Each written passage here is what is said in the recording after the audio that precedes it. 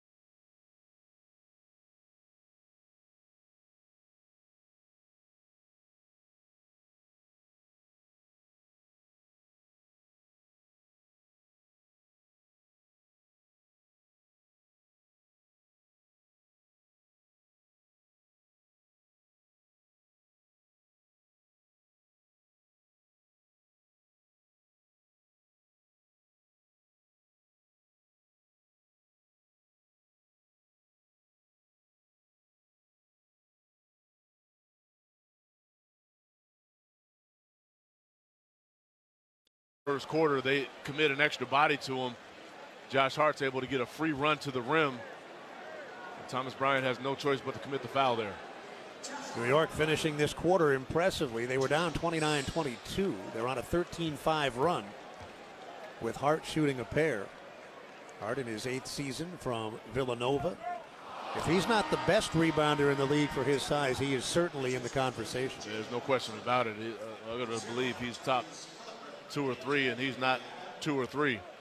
He is so good at being able to just essentially outwork his opponent. He's averaged 8.5 rebounds a game in these playoffs.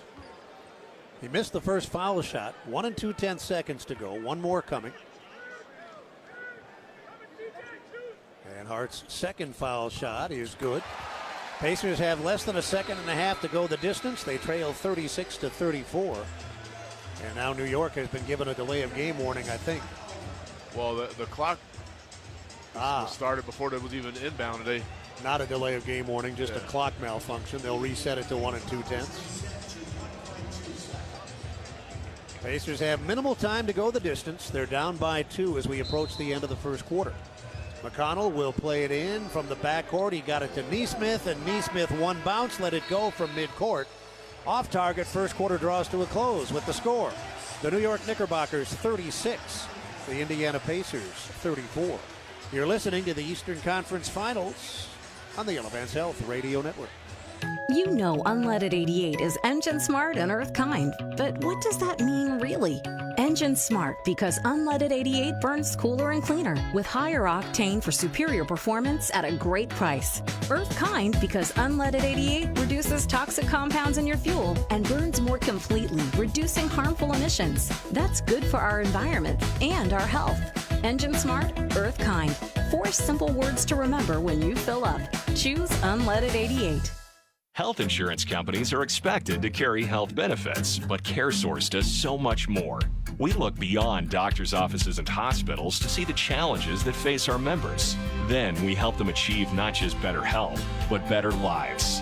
Along with healthy Indiana plan benefits, we help our members find stable jobs, housing, childcare, and rides so they can find greater independence. At CareSource, we're removing barriers, we're improving lives, we're reimagining health insurance. Experience the Midwest's newest fine dining destination, Commission Row. Our menu includes the best locally sourced steaks, chops, seafood, and raw bar offerings. Created by PACERS Sports and Entertainment in partnership with Cunningham Restaurant Group. Commission Row is located right next to Gambridge Fieldhouse. Whether for dinner on the main level or drinks and Mel's, our speakeasy bar. Make Commission Row a part of your next game night. Learn more or make a reservation at commissionrow.com. Introducing Flight by Yingling, the next generation of light beer. For those who don't follow trends, but craft them. Flight by Yingling is 12 ounces of uncompromised refreshment from America's oldest brewery. With only 2.6 grams of carbs and 95 calories, this is premium refreshment 6 generations in the making. Don't just raise a glass, raise the bar. Flight by Yingling. Now available wherever beer is sold. DG Yingling and Son Incorporated. Pottsville, Pennsylvania. Please enjoy responsibly. Hey, this is Pascal Siakam, and you're listening to Pacer Basketball on Elevance Health Radio Network. Offenses steal the show in quarter number 1 of Eastern Conference Finals Game 1. The Knicks lead the Pacers 36-34. That's despite Indiana shooting it 74% in the first quarter. Miles Turner has 11, but Indiana looking at a 2-point deficit after 1 quarter. From our studios, I'm Pat Boylan. We go back to New York City. Here are Mark Boyle and Eddie Gill with the second. If that doesn't make sense to you, consider that New York shot 65% from the floor.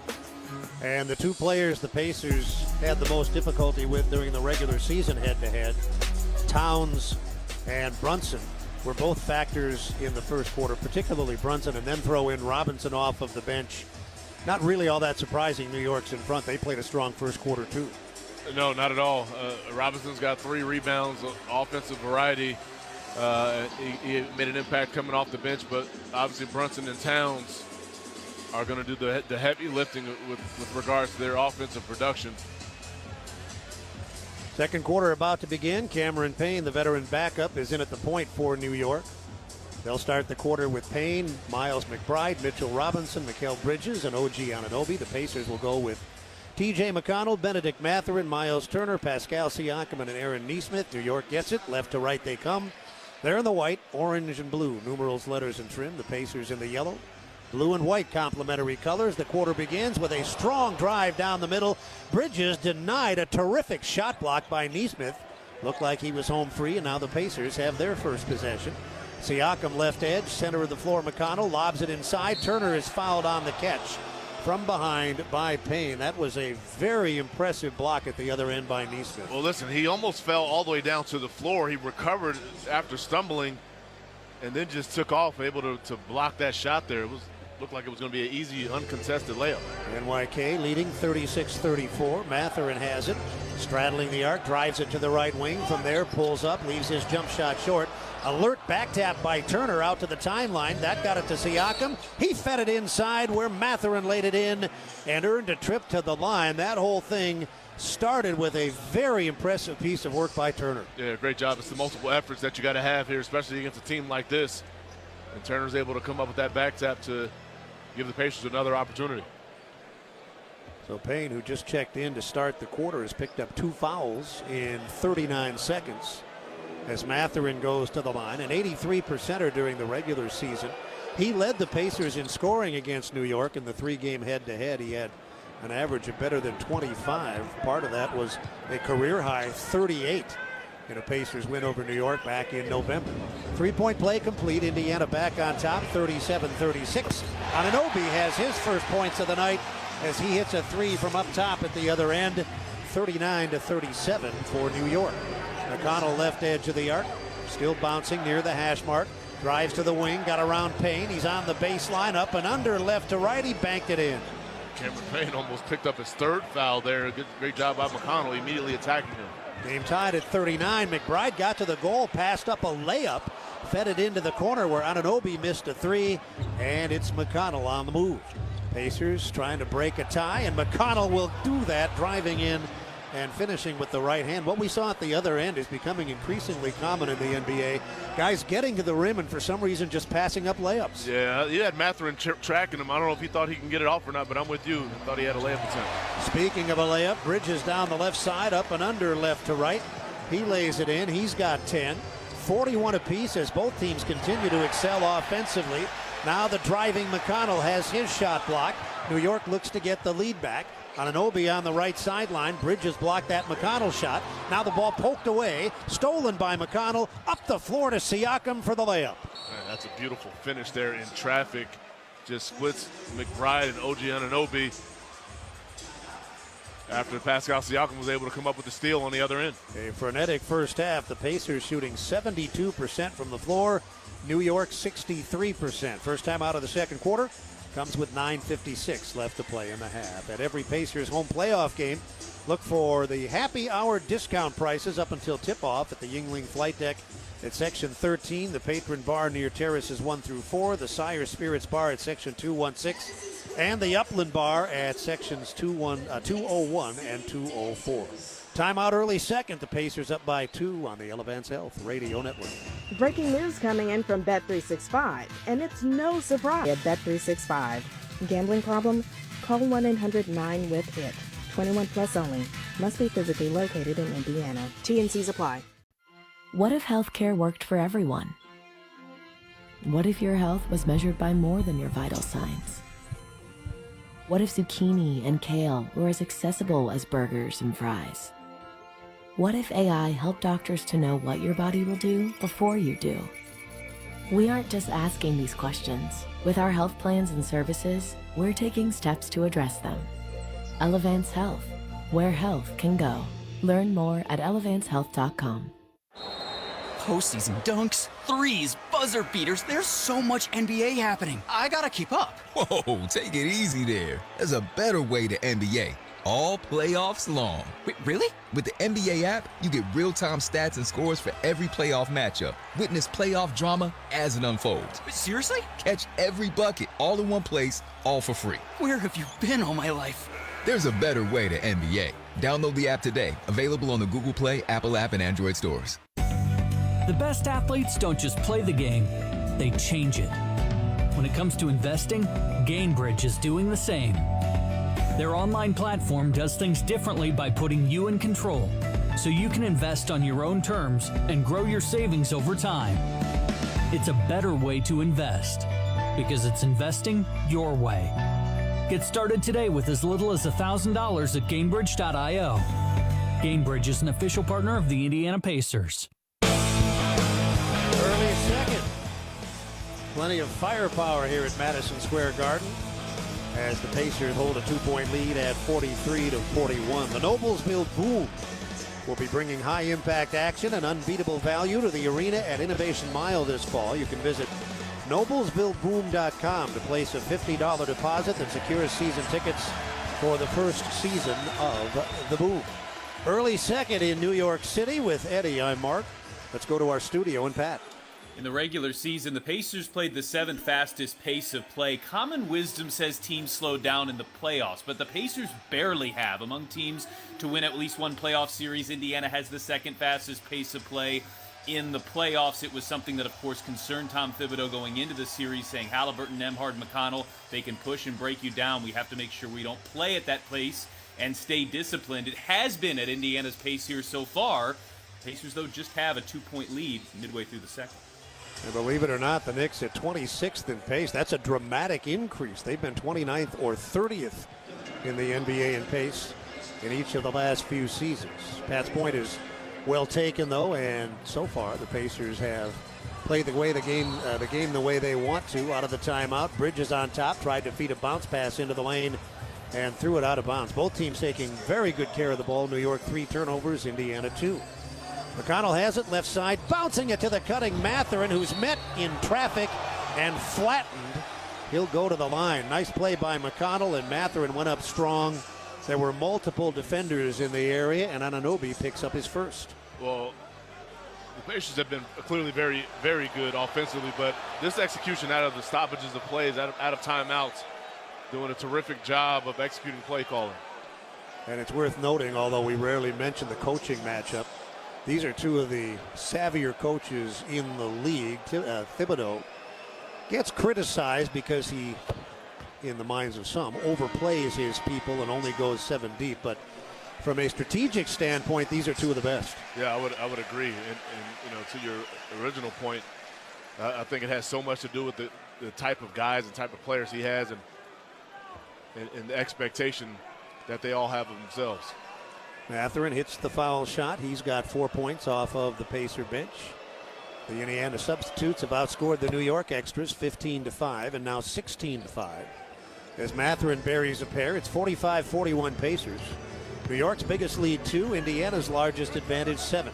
Payne brings it up for the home team. They come left to right in white. The Pacers are in yellow. Now Bridges out near the logo, being harassed by Neesmith, tries to escape Neesmith, deals it to the corner. A catch and shoot 3 from Payne, skips off the rim, and it's tapped out of bounds. The Pacers bring it from backcourt. We're watching the rebounds. The Pacers more than holding their own, 12-10, but it's worth noting that when Robinson's in the game, they clean up on the offensive glass. Yeah, it's a different animal when he's out there and what he's able to do on the offensive end. Connell has it for the Pacers, driving right side. There's that baseline pull-up. This time, though, he's badly off target, hitting the side of the board. New York running into the corner. Anunoby sends it to the top. Open look, and launching a 3 from the right edge is Cameron Payne. He was just 2 of 14 from out there in the Knicks' previous playoff games. But this one cuts the Indiana lead to 1. Siakam on top with the left hand, driving through traffic, but he laid it up too hard. And Anunoby has the ball. Up the middle of the floor, accelerating, crashes into Neesmith. The ball is wrestled out of his hands, and it rolls out of bounds. New York will keep it with 18 to shoot. Well, that's just great anticipation by Neesmith. Understanding that Anunoby wanted to get to his left hand there with the little hesitation move. He just is able to catch that move and deflect the basketball out of bounds. Indiana 45, New York 44, 8:28 left, second quarter, game 1. Ball into the far side corner. Anunoby sends it further out. Towns back in the game. Drives it on Turner, who also just returned. Nice work by Towns as he takes it in on Turner and lays it home. He knocked down those 2 3-point shots. He gets a shot fake there and gets Turner out of position just enough. At the other end, Turner takes a pass inside for McConnell and misses from point blank. New York takes a 1-point lead to the attack, and Payne lays it up too hard. Rebound tapped out of bounds. New York will keep it. Their biggest lead 2, their current lead 1, and they've got the ball. With 8:02 left in the second quarter, the shot clock at 14. Well, that's the other thing you do have to worry about with Towns. He's a great 3-point shooter, but he's good enough to give you a shot fake and 1 or 2 bounces to get all the way to the rim. They'll play it in from the far side baseline. It comes to the near corner. The Pacers fell asleep, but Anunoby missed a 3. However, from the weak side, it's tapped in. Indiana will take a timeout with Bridges tapping it in from the weak side. The Pacers starting to experience issues on the board. New York has its largest lead. 7:58 left in the quarter. Indiana takes a timeout with New York leading by 3. The WNBA All-Star Game coming to Indianapolis in July. You can find out about tickets, volunteer opportunities, and event information by visiting WNBAAllStar2025.com. It's a 3-point lead for New York. 7:58 left in the second on the Elevance Health Radio Network.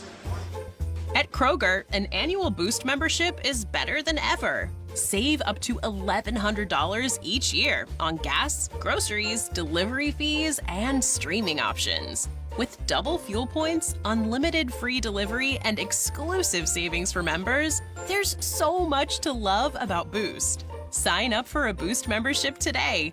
Kroger, fresh for everyone. Restrictions apply. See site for details. At KeyBank, we know a small moment like, what's it like to have a yard? Can lead to an even bigger question like, am I ready to buy a home? And that's the type of moment where we'll meet you, prepared to talk about everything you need to know when applying for a mortgage, so you can try to turn those backyard dreams into reality. Paul? Yes? Question. Are you a hammock person? You know, I think I might be. For every financial need, we'll meet you in the moment. KeyBank opens doors. NMLS 399797, Equal Housing Lender.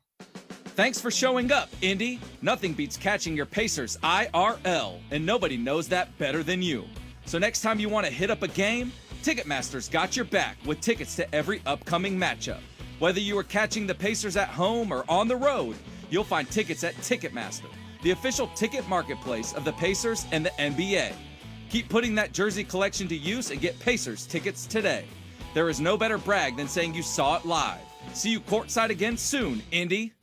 Hi, this is Archie Manning. After years of playing football, I've learned to listen to my body.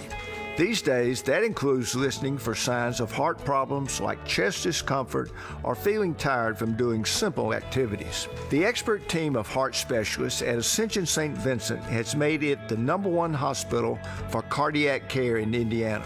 So when you need care for your heart, contact the winning team at ascension.org/St. Vincent Heart.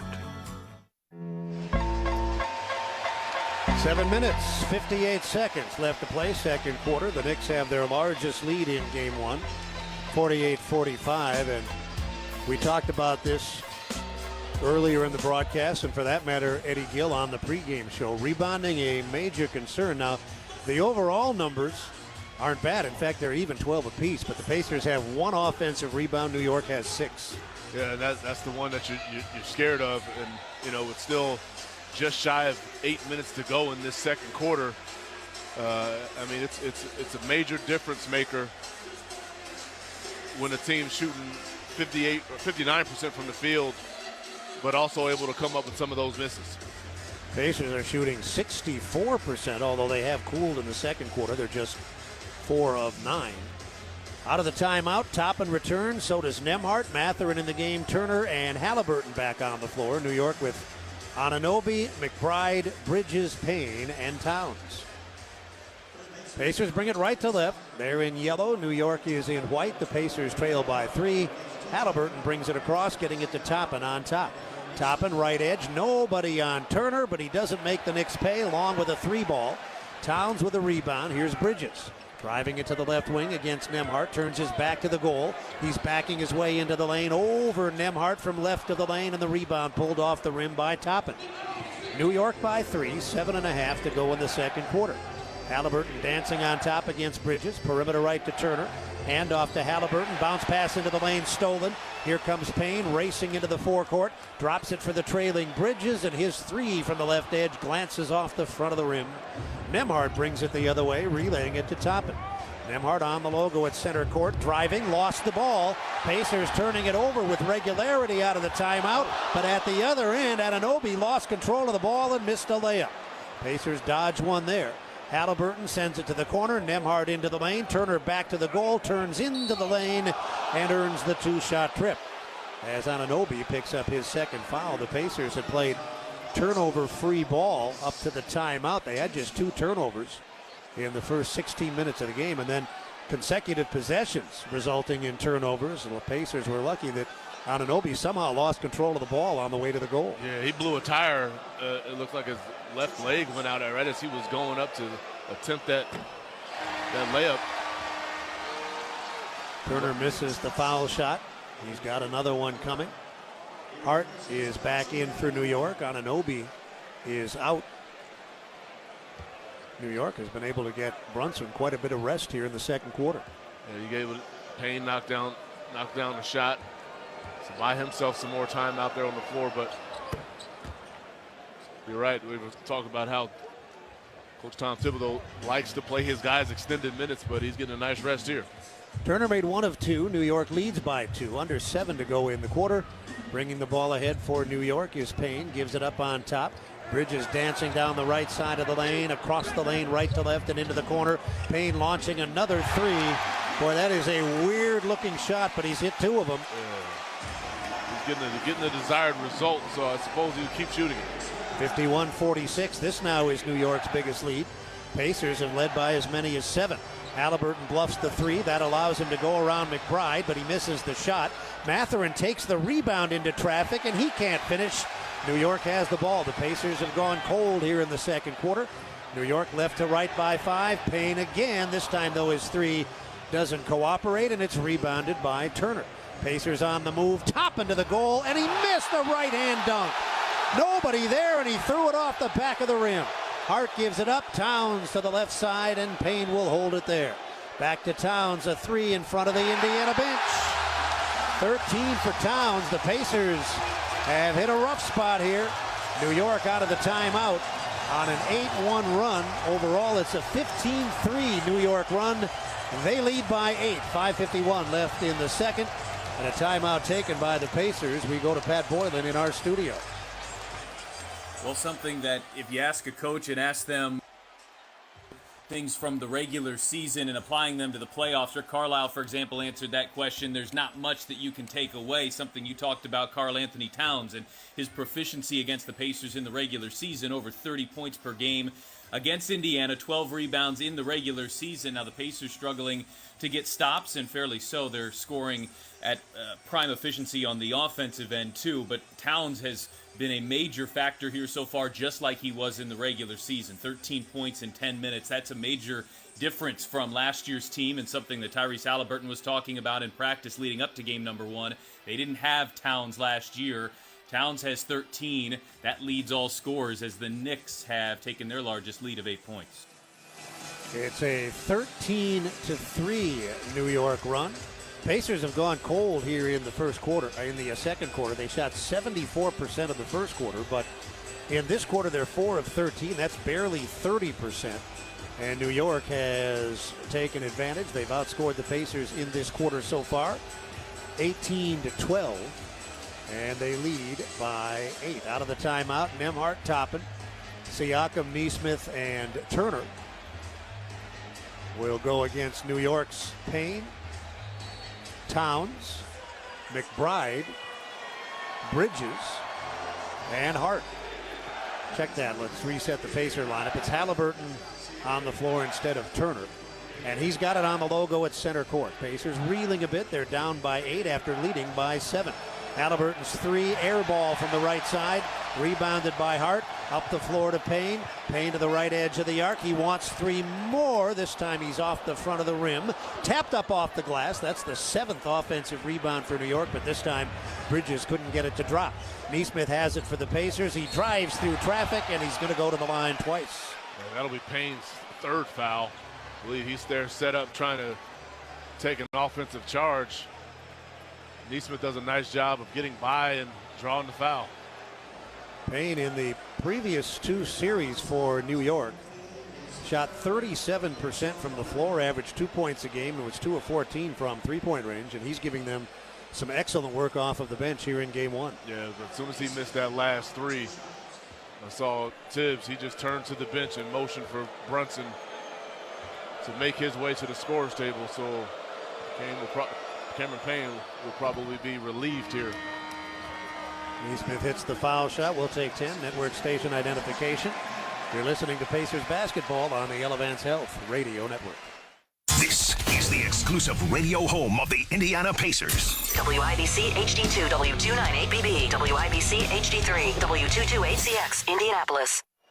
Nesmith hit 1 and 2. He's got 7 points. Brunson did check in, replacing Payne.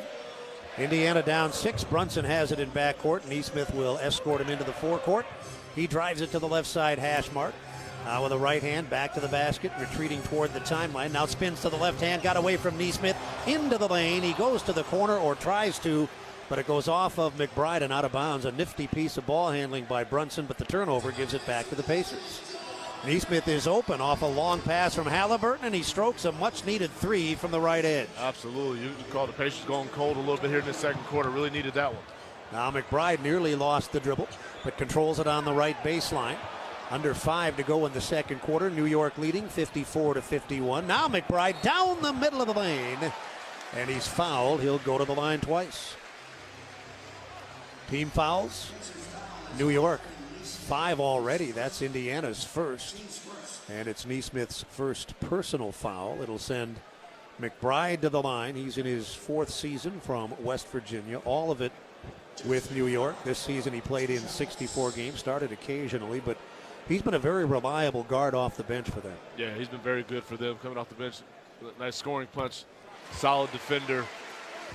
Exactly what you want in a guy in that particular role. Makes the first foul shot from the line. Indiana 9 of 11. New York just 3 of 7.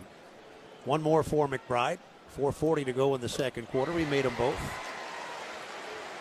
And the New York advantage is 5 with 4:39 left in the second quarter. With Pat Boylan and Eddie Gill, I'm Mark Boyle. The first game of an Eastern Conference Championship Series. Pacers and the New York Knickerbockers. On top, it's Halliburton. Feeds it to the top. Siakam facing the basket, puts it on the floor near the foul line, down the side of the lane, rises up and misses over Towns. Rebound tapped out to Brunson. New York with the ball and a 5-point lead. Brunson sends it cross court, open man Hart. He passed up a three, drove it to the goal and banked it off the glass. Hart has 8. New York back up by 7. With Nembhard driving for the Pacers, he got into the lane, but he could not complete the play with the left hand, left side. Here comes Bridges. New York by 7. One bounce and a McBride three is short from the left side. It's Toppin with a rebound. 3:49 left in the half. The Pacers have the ball, trailing by 7. Nembhard, right edge of the arc, left hand, driving. He's in the lane. He's at the dotted half, and he's on the line twice. Nice drive of drawing that foul there on Jalen Brunson. That'll be his second. One thing the Pacers have done less of here in the second quarter is their ball movement. It's been a lot of dribbling, some isolation, and then getting the clock down to where you have to take a tough shot. Turner getting set to check in. The first Nembhard foul shot glances off the back of the rim. C&J Water is the official water treatment partner of the Indiana Pacers. You can schedule your free water analysis today at cnjwater.com. Toppin leaves to make room for Turner. One more for Nembhard.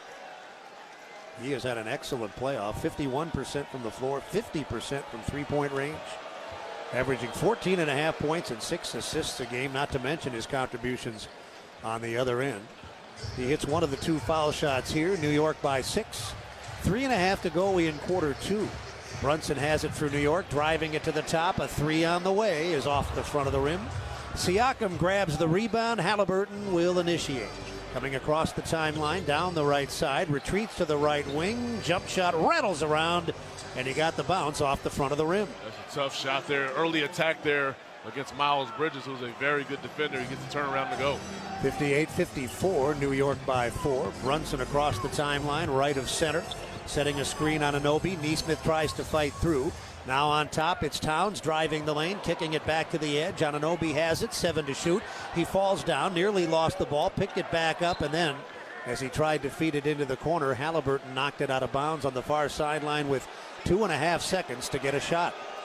That's great one-on-one defense by Pascal Siakam against his former teammate, OG Anunoby. He's able to get a deflection and put the Knicks up against the clock here. They played together in Toronto back in the day. Brunson will get it in. They've got less than 3 seconds to the top. Hart bounces once, and his 3 falls off the front of the rim.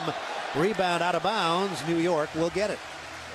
Oh, and OG Anunoby gets a little get back on that particular play, assuming great offensive rebounding position, and Siakam could only knock it out of bounds. 2:50 left in the second. The ball will be played in with the shot clock at 14. Down near the corner, near side of the floor. Brunson will play it in.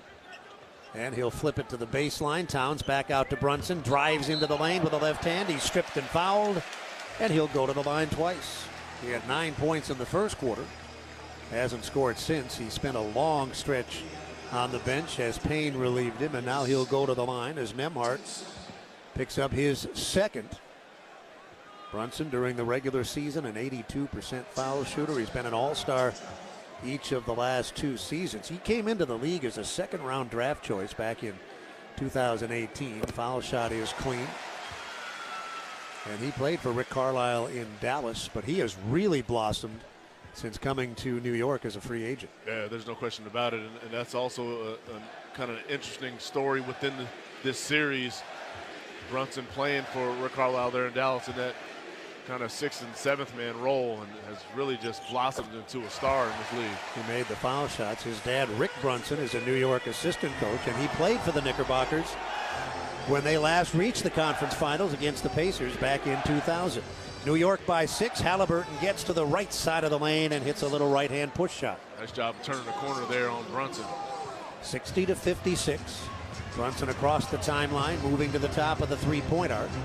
He continues to hold the left hand against Nesmith off a Towns screen, and that's an offensive foul on Karl Anthony Towns. Good defensive presence by Nesmith. Again, just battling over screens. We've seen this time and time again throughout the season. Pacers guards doing a terrific job of getting over the top of those ball screens and oftentimes able to draw the offensive foul. 2:22 left in the second quarter. Halliburton will play it in. Gets it to Nembhard, and now he'll take it back and work it into the forecourt left of the logo. Bridges will pick him up as he crosses the timeline. Now Hart has him. Moving to his right, it's Brunson's turn to take a look. Moving to his right, launching off the bounce and hitting a three from the right side is Halliburton. Halliburton coming alive here. A nice burst here from the Pacers as we get to the latter part of the second quarter. He's got 11 points and 6 assists in the first half. New York by 1. Brunson in the lane, and he hits from the dotted half as he's fouled. It's going to be Neesmith's second there on that one. So this can become an issue. Brunson, among his many talents, is the ability to draw fouls against the opponent. He's got a chance for a three-point play here. 62-59. New York is in front. Neither team has had anything even resembling a sizable lead. The Pacers have led by as many as 7. The Knicks by as many as 8. Brunson knocking down the shot. He's got 14 in the first half, and New York is in front by 4. 1:53 left in the second quarter. Halliburton drives to his right. They back off of him, somehow leaving him wide open, but he missed the 3. Towns with the rebound up the floor to Brunson. New York tries to build on a 4-point lead. Neesmith falls down, and he's slow to get up, but Brunson couldn't take advantage, going to the top for Towns. 90 seconds left in the half, 9 to shoot. Towns driving on Turner, got into the lane but failed to finish. Turner taps it to Nembhard. He relays it to Siakam, but Siakam couldn't finish with a right-hand scoop. Back the other way comes Hart to the right edge. Brunson bluffs the 3, drives the lane to the dotted half, feeds the far corner. Towns fakes the 3, blows by Turner, takes it in, and earns a 2-shot trip to the line. Think about this. This is twice now Pacers are at the rim. First time Toppin misses a dunk. They come down and get a 3. This time Siakam misses a layup and potentially get 2 with Towns at the free throw line. Towns will shoot 2. That big trade between Minnesota and New York appears to have worked out nicely for both teams.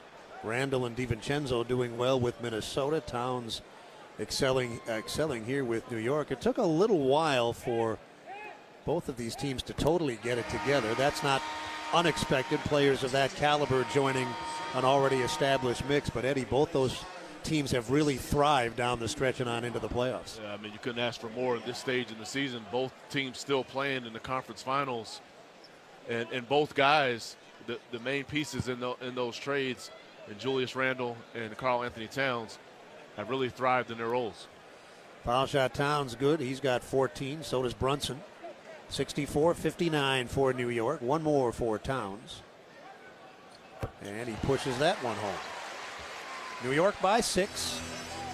Just over a minute to go in the quarter. Halliburton with Siakam, Turner, Mathurin, and McConnell back on now. To the foul line is Halliburton, and into the corner, a rainbow 3 off target Siakam. But the Pacers get a fortunate bounce, and on one hop went right to the top where Halliburton delivered a 3. Fortunate, great word choice, and Halliburton has caught fire here at the end of the second quarter. He's 6 of 10 from the floor and has a team-high 14 points. New York's lead is 3. Under a minute to go in what has been a very, very interesting and enjoyable first half here in Game 1. Both teams really playing well, and now Brunson fouled by McConnell as he drives it from the right edge to the foul line. TJ's foul is his second, and that puts New York on the line. Pacers hit the penalty with 40 1/10 to go. He is just such a tough cover. I mean, he's trying to get to that left hand, and TJ McConnell is just up and out of position. He just immediately drives a hip. That's an easy foul call there for the official. Well, fans who always say, well, he gets all the whistles, are losing the big picture. He gets a lot of whistles because he's crafty and intelligent and hard to guard. That's why he gets whistles. It's pretty simple. Yeah, the officials are not just calling those blowing the whistle for the sake of blowing the whistle. The guy is incredibly crafty and knows how to cut defensive angles off. He's strong. He knows how to draw contact. And Robinson comes in, replacing Towns, who has 15 points and 5 rebounds in the first half. Robinson did damage on the offensive glass during his earlier rotation. Brunson hits the first. He's made his last 4 foul shots consecutively. New York by 4. 40 and a tenth to go in the second quarter. Second one hits the front rim, the backboard, and stays down. New York is in front by 5. 39 seconds left in the half.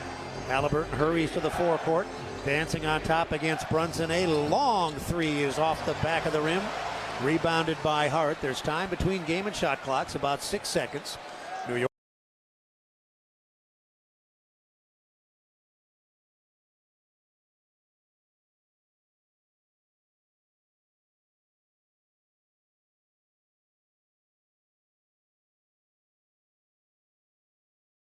York has the ball in a 5-point. Vicious to create the space. Pacers have 6 seconds to get to the other end. Siakam harassed out near the timeline. Turner lets it fly, and it's off target as the first half comes to a close. New York led by as many as 8. Indiana led by as many as 7. New York leads by 7 at the break. Thoughts on that first half? Yeah, it becomes a defensive struggle to some degree in that second quarter. And really the Knicks make the last run after the Pacers making a nice charge towards the end of it. But ultimately, you're going to have to get a hold of Brunson and get him off his left hand. It'll be a question of when do you start to commit extra bodies to him before he starts really imposing his will and drawing more and more fouls on your key defenders. Every time the Pacers connect on a foul shot, which they did 10 times in the first half, Citizens Energy Group and the Pacers team up to donate $5 to the Warm Heart, Warm Home. Have your halftime coverage with Wally Zerbiak. Good old Wally Zerbiak, he who hits threes from way, way back. New York Knicks basketball on ESPN New York and the MSG Radio Network continues after this timeout. This copyrighted broadcast of the National Basketball Association may not be retransmitted, reproduced, rebroadcast, or otherwise distributed or used in any form without the express written consent of the NBA. Attention Knicks fans! Looking for infusion care that puts you first? ThriveWell Infusion specializes in delivering cutting-edge therapies for rare diseases and autoimmune conditions like rheumatoid arthritis and multiple sclerosis. Trusted by physicians across specialties, ThriveWell offers private state-of-the-art infusion suites and slam-dunk treatment from their highly trained medical team. From New York to New Jersey and across Long Island, experience care, comfort, convenience, and compassion like never before at a ThriveWell location near you. Find out more at ThriveWellInfusion.com. That's ThriveWellInfusion.com. Saving lives drip by drip. Spring has finally arrived, and if you think a new central air conditioning system is out of your budget, think again. Sloman's is here to change the game with our Spring Fling sale. We're now offering cutting-edge 18-SEER 2025 refrigerant-compliant R454B systems, expertly installed by our certified technicians, all at the lowest prices of the year. That's right, get started with 0 down, 0 payments, and 0 interest for 18 months. And we're including a comprehensive service plan for the first 5 years with annual system checks to keep your AC running smoothly all summer long. Servicing Nassau, Suffolk, and Queens County. Call Sloman's at 516-932-7000 for your free estimate. But hurry, these cool savings won't last. That's 516-932-7000. 18-month promo period, no payment, no interest, and no down payment offer. The offer is available through a third-party bank. On approved credit, interest is waived if loan is repaid in full during the same as cash period. Terms and conditions apply. If you think with your stomach, it's time to listen to your ears. Smashburger is calling you, sizzling for you, smashing 100% Angus beef patties all for you. The burgers are hot, the milkshakes are cold, the fries are crisp, and the next order up should and could be calling your name. But only if you listen to me, and your stomach, and your heart. Find the nearest Smashburger at smashburger.com. When you open a Corona, you hear the sounds of wherever you are a little differently. A little more Corona. And you think to yourself, why am I just listening? Corona, La Playa awaits. Relax responsibly. Corona Extra Beer, imported by Crown Imports, Chicago, Illinois. Knicks fans, be the MVP of your next summer barbecue or family dinner with the fresh taste of Calandra's Bakery Breads. Available at your local supermarket. Handmade daily with just 4 all-natural ingredients and no preservatives and no machines. From crusty Italian loaves to soft rolls and hearty multigrain, there's something for every table to enjoy. Since 1962, Calandra's Bakery has proudly delivered fresh bread to supermarkets like ShopRite, King's, D'Agostino's, Key Foods, and more. From their family to yours for over 60 years, Calandra's Bakery, the best in Italian and French breads. This is the Spectrum New York Knicks halftime show. Now, here's Pat O'Keefe. And we're halfway through Game 1 of the Eastern Conference Finals here at a raucous Madison Square Garden. And after a bit of a slow start, the Knicks do have a 7-point halftime lead. It is 69-62 as we welcome you to the New York Knicks halftime report, brought to you by Spectrum. Knicks also already getting a balanced scoring attack. Jalen Brunson came on at the end of the second quarter, and he's got a game-high 18 points, 15 for Karl Anthony Towns, and a dozen for Mikal Bridges, who has played 23 of the 24 minutes so far. Pat O'Keefe joined by Wally Zerbiak here at halftime to break down the first half. Halfway through, new opponents, so kind of getting used to the new environments in this round. Wally, what do you think of the start so far for the Knicks? Well, this is good offense by both teams. Pacers came out, didn't miss a shot, made their first 8 shots. Knicks needed to settle in and figure out how they were attacking them. I think they used the pick and roll very well. They spaced the Knicks, and they're going to have to continue to work on that for the rest of the series. But I love the way the Knicks played on the offensive end of the floor. They really shared the basketball. In order to beat the Pacers, you got to take the challenge. They're going to give you open looks. They're going to dare you to make shots, and you got to make them when they're there. And the Knicks made them in the first half, shot 51%, put up 69 points. Part of the offense is the offensive rebounding, and they've got 6 of those already, leading to 9 second-chance points. Mitchell Robinson came on midway through the first quarter, grabbed 3 offensive rebounds. What'd you think of his impact? Well, he's going to secure the defense, especially in the pick and roll. He's an outstanding pick and roll defender. He can help out those lightning fast guards when they're coming off those screens. It's an impossible play to guard. So when you need to lock down that play, Mitch is going to be on the floor. At the same time, he has to be relevant offensively. And for him to be relevant offensively, he's got to hit the offensive glass, dominate the glass on both ends of the floor, and he did a good job of that in the first half. He caught a very nice lob from Jalen Brunson as well for his only 2 points. Time now for the best parts of the half, brought to you by Smashburger. Obi misses a right-hand jam off the back rim. Wow. Now Towns at the foul line. Dishes left for Payne. Closed out by Halliburton. Far corner 3 for Towns. Yep. In front of the Pacer bench.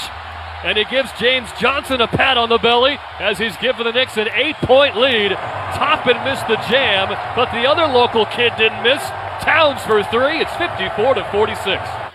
So we spoke about Mitchell Robinson, the starting half of the center duo, Karl Anthony Towns. That's maybe the biggest difference that I've seen from the Boston series to the first half of the first game here.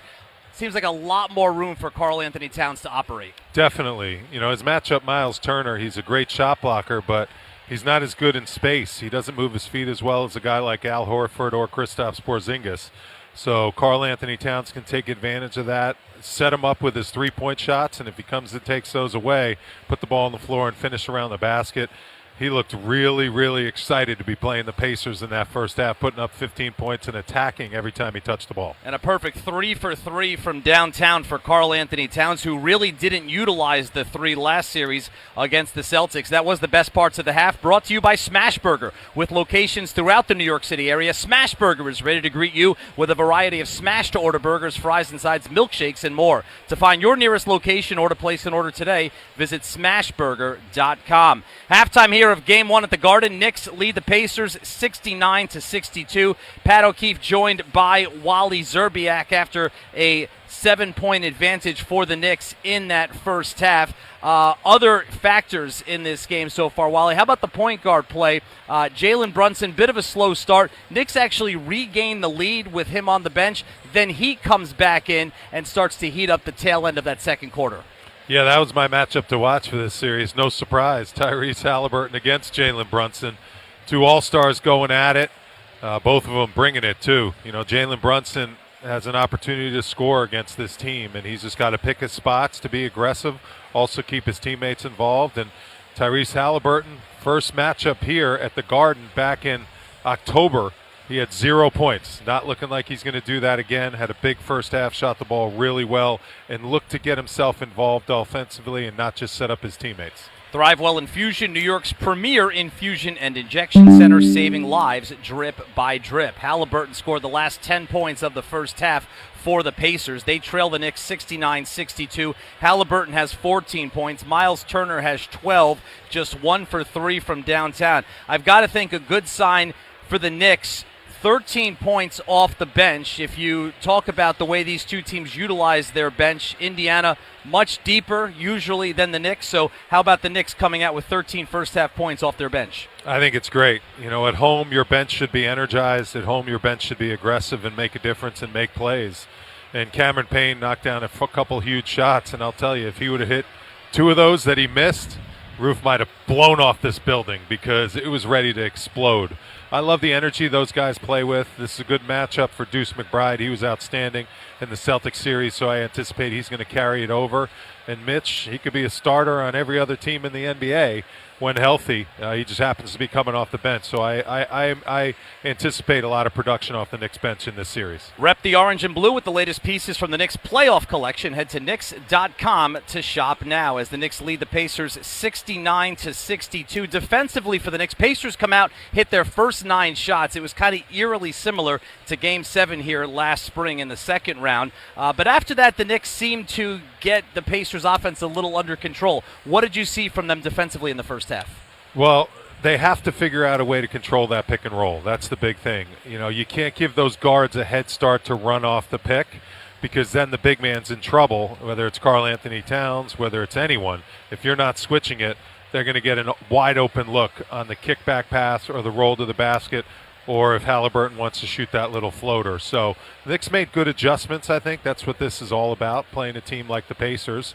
But the key, I think, for me, is that the Knicks continue to attack because they can score and have matchup advantages for a lot of guys. So they just cannot be passive. They have to continue to be the aggressors like Mikal Bridges talks about all the time. You mentioned keys to the half is driven by Ramsey Mazda. So over these final 24 minutes to see the Knicks try to close out Game 1, what are you looking at, Wally? Well, the first key is do a better job in that pick-and-roll defense. The Knicks have to make some adjustments, and I'm sure Tom Thibodeau will do it, whether it's switching or whether it's picking up the guard further up at half court to make sure he doesn't turn that corner with a huge advantage. The second one is when you get that knockout punch, land it. In that first half, the Knicks had a 7-point lead. They had a couple open threes in transition. If those would have gone in, that can demoralize the team. The Pacers are hanging around, so if the Knicks have that opportunity, put them away. And the last thing I think is just, you know, you got to defend home court in Game 1 in a Game 7 series. It's so important. This Pacer team, I think if you get them chasing, I don't think they like that. I think they're a team that likes to be ahead. They like to play and flow with confidence and win rhythm. And then when they got to grind and get themselves back into a series, I don't anticipate that's going to be their strength. So take care of business. Get Game 1 at home. All right, they're halfway there. Wally, great stuff. You got it. Wally Zerbiak here with us at the Garden. Keys to the half, driven by Ramsey Mazda. It's the experience of driving a new Mazda and buying a new Mazda from Ramsey Mazda. Choose wisely. Choose Ramsey Mazda. Wally's second key spot on. This place is ready to explode. The Knicks had a couple of chances in that first half to make that happen. We'll see if it presents itself in the second half. Stay in the know about all things postseason on our playoff hub. From purchasing tickets to our Crosstown Express schedule and more, head to Knicks.com/playoffs. And that was the New York Knicks halftime report, brought to you by Spectrum, a fast and reliable connection backed by a 100% U.S.-based workforce, so you get the best customer service experience possible. Spectrum, second half coming up with Tyler and Monica as the Knicks lead 69-62 at the break. I'll see you on the post-game show as you're listening to New York Knicks basketball on ESPN New York and the MSG Radio Network. This has been the Spectrum New York Knicks halftime show. The second half is coming right up.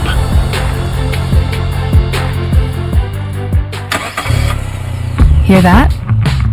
That's the beginning of a journey powered by the confidence that comes from driving a vehicle so reliable It's backed by a 10-year, 100,000-mile limited powertrain warranty. Where your journey ends? Well, that's up to you. Visit your local Kia dealer today.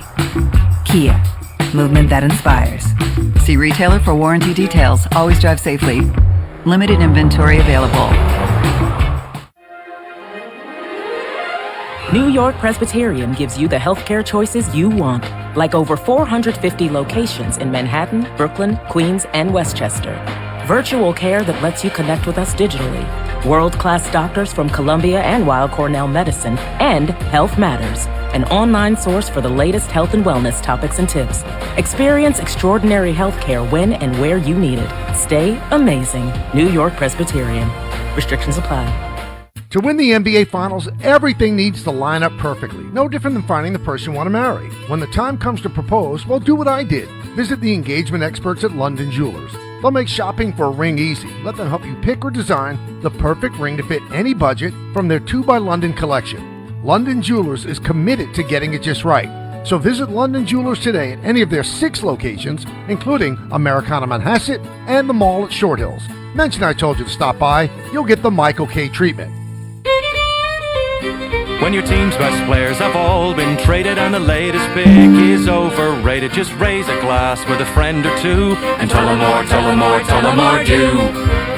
May your team be great and your picks be true, and if it falls apart you'll know what to do. Just raise a glass with a fan or two and tell them more, tell them more, tell them more do. It's a crazy world, so what do? You tell them more, tell them more, tell them more do. Hey! Tullamore Dew Irish Whiskey, 40% alcohol by volume, imported by William Grant & Sons Inc., New York, New York. Game time, it's Tully time.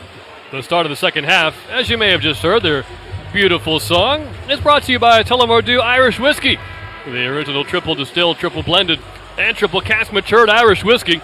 Be sure to grab a Tullamore Dew or try the all-new Tullamore Dew Honey during tonight's action.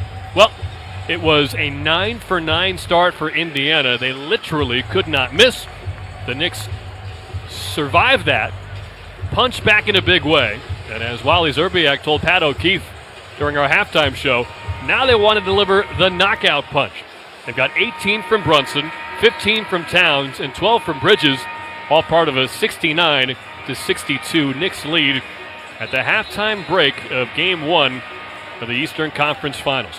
Thrivewell Infusion, New York's premier infusion and injection center, saving lives drip by drip.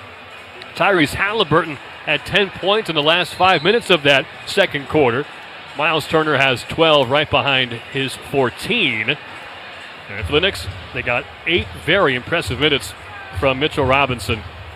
He was able to pull down 3 offensive rebounds, and that could very well be a key to victory tonight and all series long, Monica. Yeah, I think Mitchell Robinson and Deuce McBride, although Cameron Payne has 6 points tonight, the conversation around the productivity of the Knicks bench, I think when you look at the stats on the year, you have to bear in mind how few games during the course of the regular season Mitchell Robinson was actually available. And so that stands to have the opportunity to really change this series.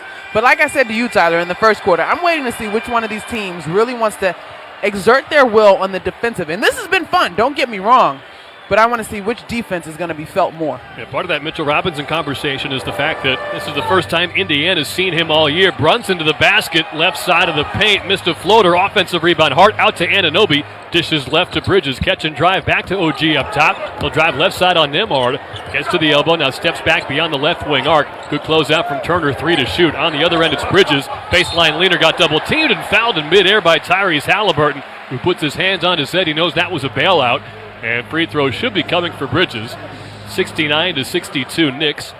32 seconds into the third quarter. But shooting 50% from the field and with 12 points tonight, Mikal Bridges sort of demands that sort of urgency, as you don't want the Knicks, if you're the Pacers that is, to start this quarter with a tremendous momentum. And so yes, in fact, a bailout call, but the urgency is out of respect of the productivity that he's already had here tonight. Bridges misses the first free throw, which is understandable because it's the first foul shot he's taken since round 1. You are so kind. It is not understandable. He was 6 of 7 against Detroit.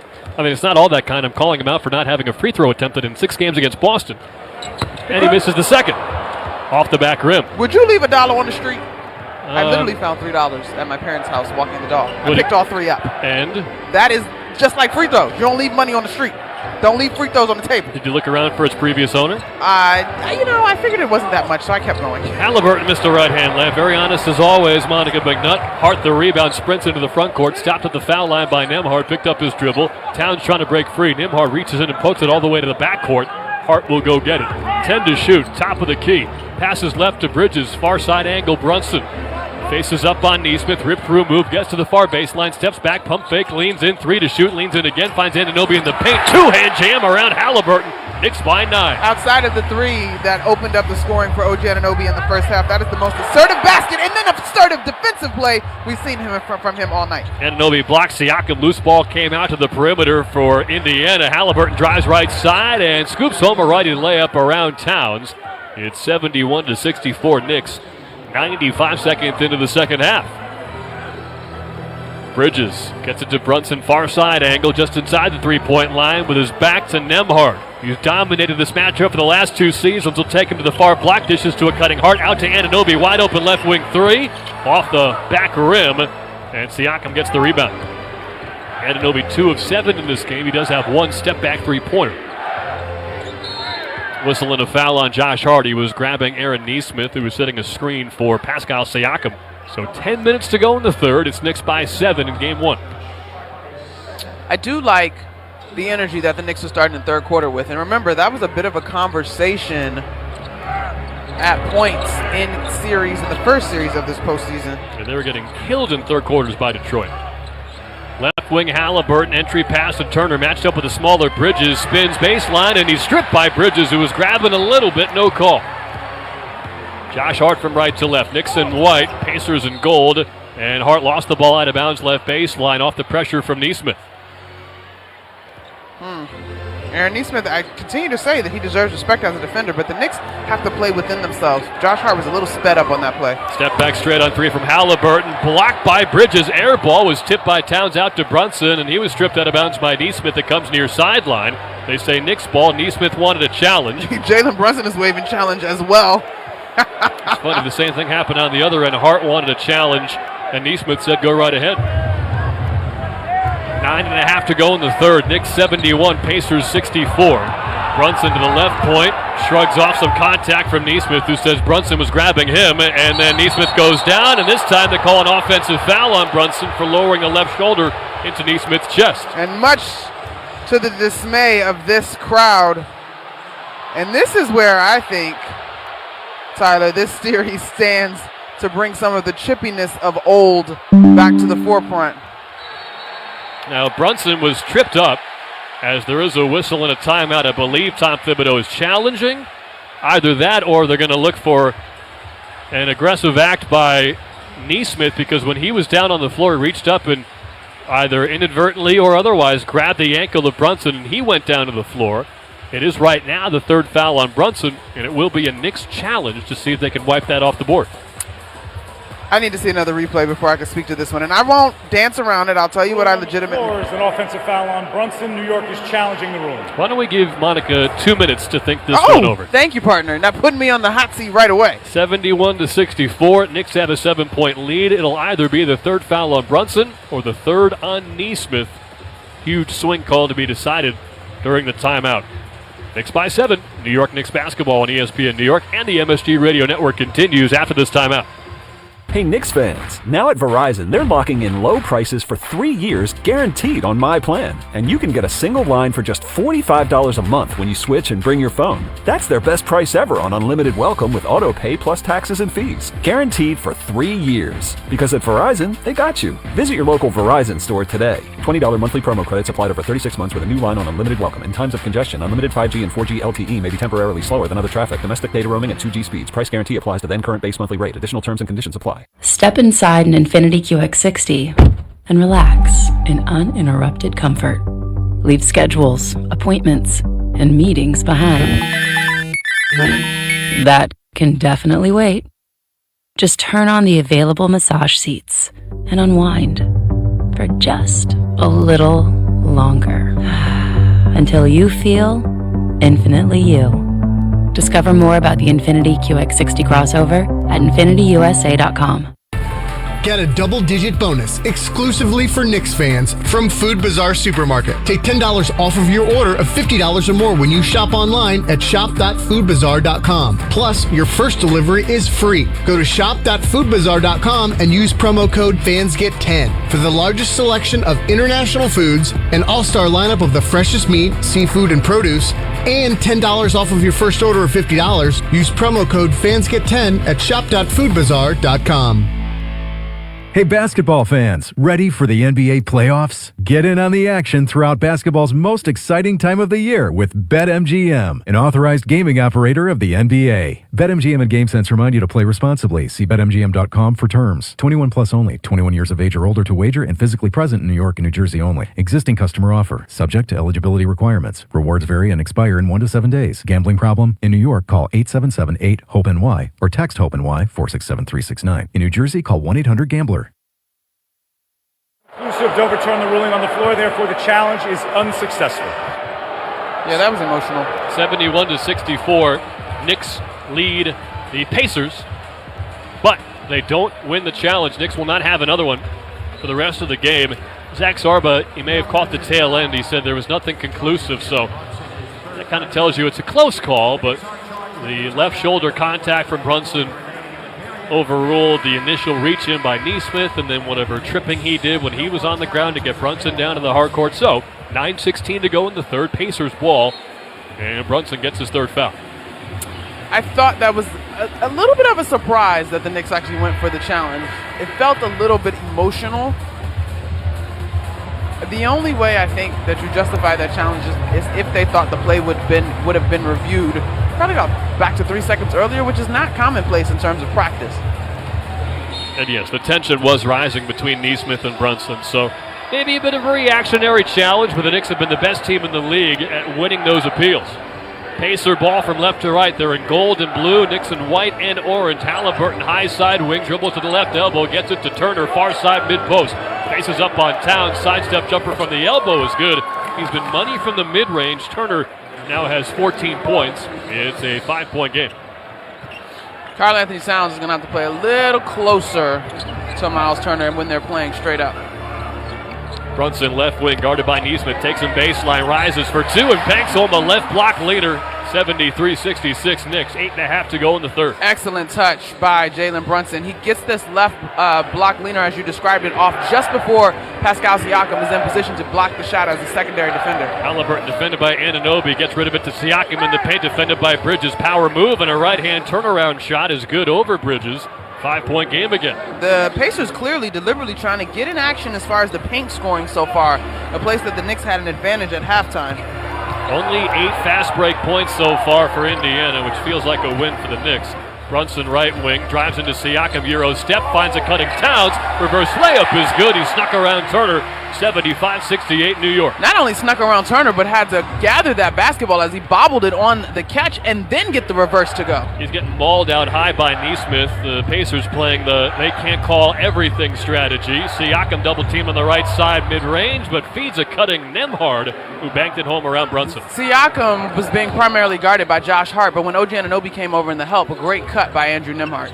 Brunson posting up near side baseline on Nembhard, double team, but then he threw it away. He was hoping for Anunoby in the paint, but he got Halliburton instead. Sets up a right wing three for Turner, but he passed out of it to an open Siakam, and he jams it through. 3-point game. Timeout, Tom Thibodeau. It's Knicks 75, Pacers 72. So this is exactly what we talked about in the first half, beginning to see more wrinkles. And what the Pacers are starting to do in this third quarter is send the double team to Jalen Brunson so that he is uncomfortable. They have not sent it above the break outside of the three-point line, but as soon as he gets to a wing and begins his penetration, they're sending a second. Now, the first time the Knicks were able to, well, the first 2 times the Knicks were able to make him pay. The third time, this Pacers defense did a good job of scrambling and came up with a steal. 75-72, New York leads Indiana by 3. 7:25 remaining in this third quarter. Game 1 of the Eastern Conference Finals. You're listening to New York Knicks basketball on ESPN New York and the MSG Radio Network. Everyone deserves a fast and reliable connection, one that helps better their everyday through the things they value most: friends and family, education and career. A connection that opens pathways to opportunity and builds roads to a better future. At Spectrum, we're committed to delivering just that every single day. Because with the right connection, anything is possible. That's life unlimited. That's Spectrum.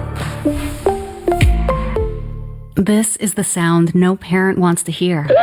It's the sound of a child with whooping cough, one of the many dangerous childhood diseases that can be prevented by immunizations. Whooping cough can cause serious complications, including pneumonia, seizures, brain swelling, and even death. Babies are most at risk. The best way to protect your child against diseases like this is to get all your kids' shots on time and take them for regular checkups. Talk to your child's healthcare provider. A message from the New York State Department of Health. This is Jalen Brunson. I'll be driving in my games this season in style in my new Jeep Gladiator from Princeton Jeep. My friends at Princeton Jeep gave me the all-star treatment, and you can expect the same thing too. Just mention that I sent you, and they'll treat you like family. Princeton Jeep has tons of inventory, great deals, and all new and used vehicles. Visit Princeton Jeep at 1045 State Road in Princeton, New Jersey, or online at PrincetonJeeps.com and tell them Jalen sent you. Because growing a business keeps you on the go, we've got your bank. Because a steady cash flow is the lifeblood of your bottom line, we've got your bank. Because your workday simply doesn't stop at 5 o'clock, we've got your bank. Dime Community Bank gives you the digital tools you need to simplify your business banking, even deposit checks, anytime from anywhere. And we back our technology with a team that's always there, wherever business takes you. Visit dime.com to learn more. Member FDIC, Equal Housing Lender. Get to your local Verizon store today to trade in any phone in any condition guaranteed and get a great deal on a new 5G phone with Unlimited Ultimate. Alongside Monica McNutt, I'm Tyler Murray. It's 75-72. Knicks have led by as many as 9 in this third quarter, but Pacers with a nice response. They brought it back to a 3-point game, forcing Tom Thibodeau to call his third timeout. So Knicks will have the ball. They will at least have OG Anunoby and Mikal Bridges on the floor when play resumes. The other 3 Knicks not out there yet. One of the stats I was watching, Tyler, is points in the paint. The Knicks were plus 12 in points in the paint at halftime.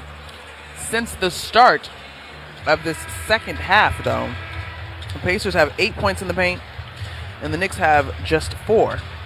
So they are using that double team to help create offense that they can get out into quicker. And then as they spray the ball around the perimeter, pace is, again, not just coast-to-coast, rim-to-rim. Pace is also something that is applicable in the half-court set.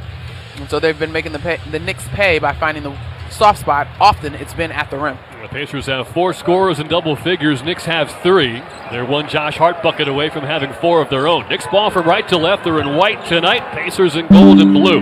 New York by 3, 7:10 to go in this third quarter. Baseline drive from Bridges, tries a bank shot and scores over Neesmith.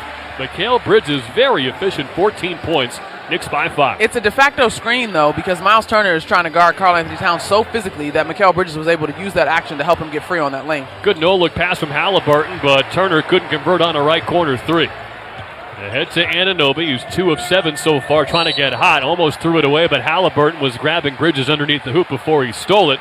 Halliburton gets his second foul with 6:47 left in the third. I know the Knicks got the ball there, and they do put another foul on Halliburton. This is his third. You just said that. But I got him for this second. I apologize. I'm looking at Nimhard. But I think if they actually get it to Bridges faster, it has an opportunity to be an and-1 play. Brunson and Towns, high pick and pop. Brunson left side drive, stops, kick out. Towns up top, pump fakes and drives on Neesmith, who stonewalls him at the left elbow. Reset with Brunson, defended by Turner. Drives past him, lefty floater off the back rim and in. Brunson is getting to his spots against the Pacers with a game-high 22. It's funny because you watch that unfold and you're like, all right, cool. They're fine letting Aaron Neesmith guard Karl-Anthony Towns, but you do not want Miles Turner having to put up with Jalen Brunson. Knicks by 7, approaching the midway point in the third quarter. Halliburton pump fakes and drives past Towns on the right side, then hangs in the paint and banks home a left-hand layup. 5-point game. That is a Pacer highlight. Karl-Anthony Towns spinning around. Oh, no. Well, it's the inverse. You just saw Brunson burn Turner. You're and then absolutely right. Halliburton gets Cat. Bridges near side angle picked up by Neesmith. To Towns out high, defended by Turner. Dribbles to the right elbow. 2 steps in the paint. Tough right-hand bank shot. Misses, but a foul called on Turner, who's pleading a push-off on Towns, but that's not the call. It's 2 free throws for Cat. Turner picks up his second. I also don't see.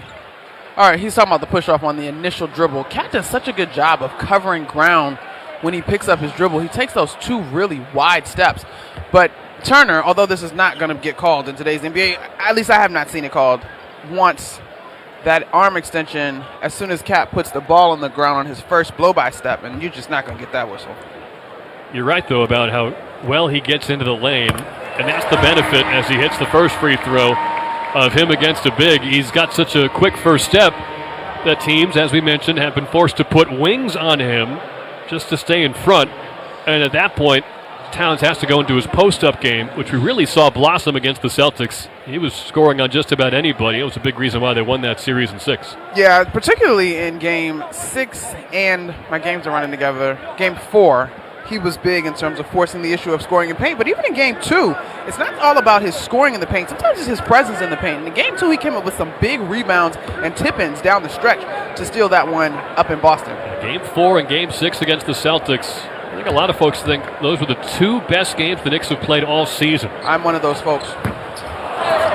Towns gets 1 of 2. The second one is a bit too strong. 80-74. Knicks lead the Pacers just over halfway through the third. Mitchell Robinson will check in at the next whistle. Benedict Mathurin into the game, dribbles left side, kicks out left wing for Turner. Good defense from the undersized Brunson.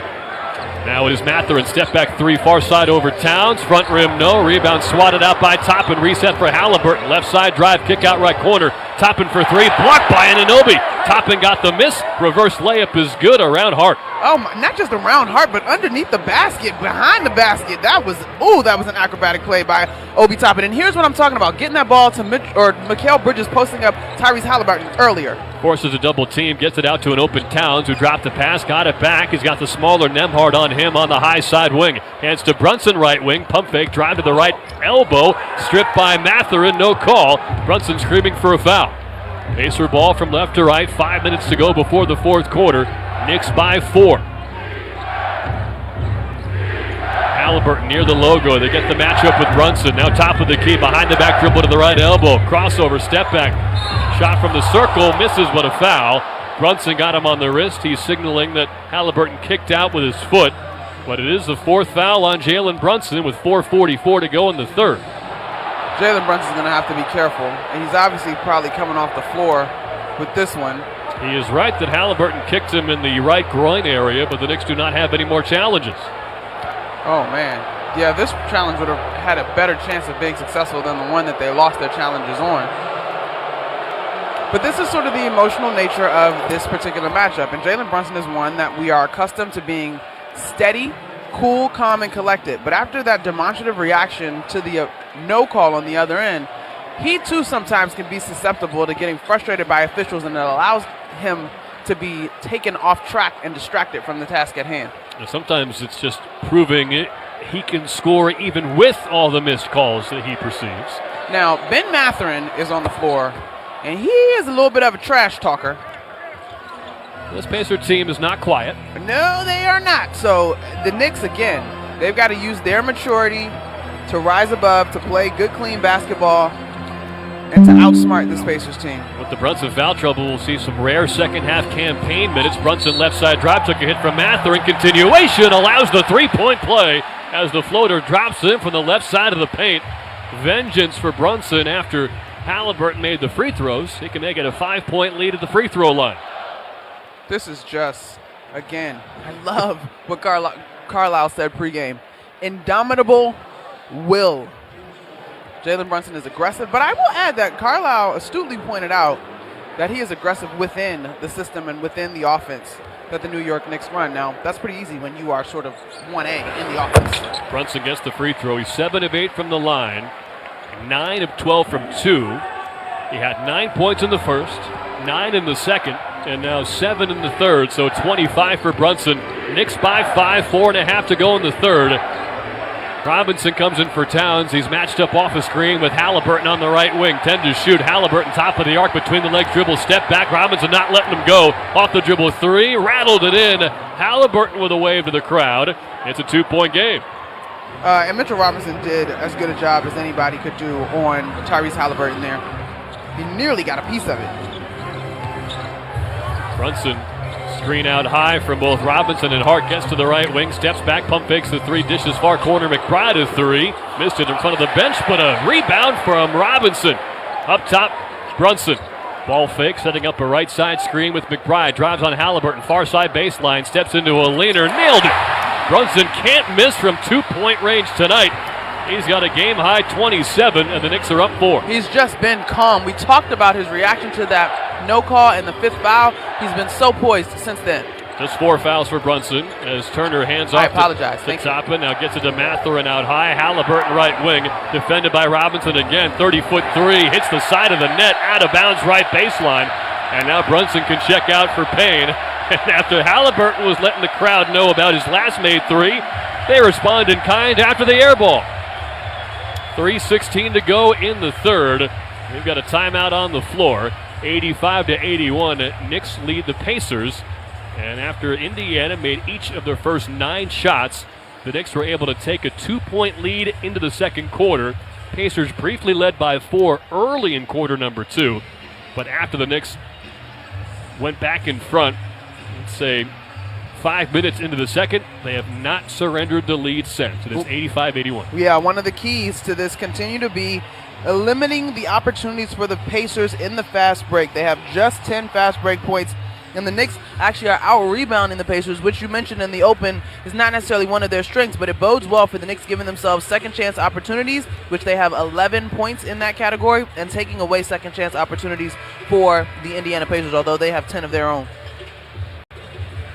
Thrivewell Infusion, New York's premier infusion and injection center, saving lives drip by drip. 3:16 to go in the third. Knicks 85, Pacers 81. Both of these teams feel very confident in close and late game situations. We are on the same page, partner, because I was thinking the exact same thing. And when you look at it, they've got 2 of the best clutch scorers in the postseason so far in Jalen Brunson and Tyrese Halliburton. Brunson's got 9 of the Knicks' 16 points in this quarter alone, while Mitchell Robinson has 4 offensive rebounds.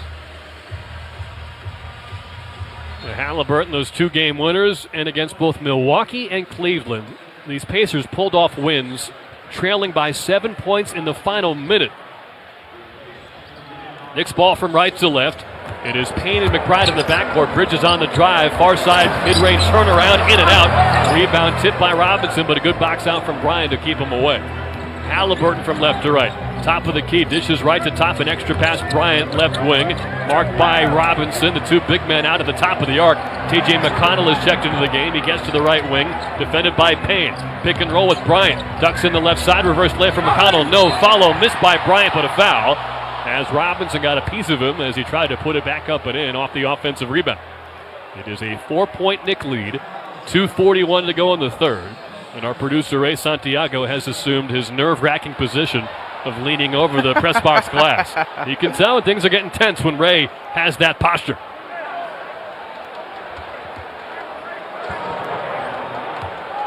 This building doesn't feel all that nervous, though, and why would they? They saw the Knicks beat the Celtics in 6, even though they trailed by at least 14 points in each of the first 5 games of that series against the defending champs.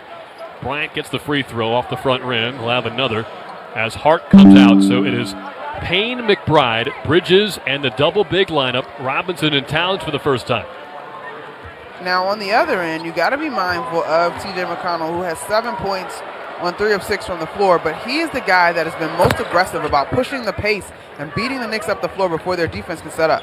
Bryant gets both free throws, so a 2-point Knick lead. They've got the ball from right to left with 2.5 to go in the third. And it is, to your point, Nesmith guarding Karl Anthony Towns as Thomas Bryant will guard Robinson. Near side arc, Bridges trying to post up Towns on Nesmith. They will. Near side mid-range double team comes. Towns holds the ball high, finds Bridges left elbow over to McBride. Far side mid-range jumper is good. Great ball movement out of that double team from Towns. 4-point Knick lead. McBride knocks down that shot, but if he was on the three-point line, if he had remained spaced, he'd had a beautiful opportunity at a wide-open 3. Nesmith straight up. Crosses over Bridges. Left side drive, puts a shoulder into him. Tough fadeaway, front rim, no. Rebound, Robinson. I had to check this stat 5 times, but apparently with Robinson and Towns on the floor together, the Knicks get 77% of available rebounds. I buy that. I didn't until the 5th time I looked it up. Left side baseline, McBride hesitates behind the back dribble to get away from McConnell. Long 3, Towns short from the near side arc, and McConnell gets the tip rebound. 99 seconds to go in the third. McConnell up top. Got it back off a pass from the left wing, Neesmith. Neesmith straight away, pump faked out of a double team. Wide open three from McConnell. Doesn't take a lot of them. This one misses. Rebound Toppin, and they're going to call a foul on Towns, who was just standing there, but Toppin crashed into him from behind. That will be number 3 on Towns. A minute 27 left in the third. Knicks by 4. That is an unfortunate call to go against Karl Anthony Towns. But he's not in bad shape with about 90 seconds left to go in this third quarter and a fourth quarter ahead. No, Nick is really in foul trouble outside of Jalen Brunson, which is a big one. But you expect him to be able to manage to get through a quarter with 2 fouls available. It'll be a near side out from Siakam. They'll get it to McConnell back near midcourt. Pacers from left to right. Siakam's all alone on the left wing. He'll catch and now post up McBride, who came over to pick him up. Fadeaway jumper is good from Siakam. We haven't seen a whole lot of his post game tonight, but that's one of the more efficient plays in the NBA. He makes it a 2-point game. Siakam has 12 points tonight, and talk about efficient.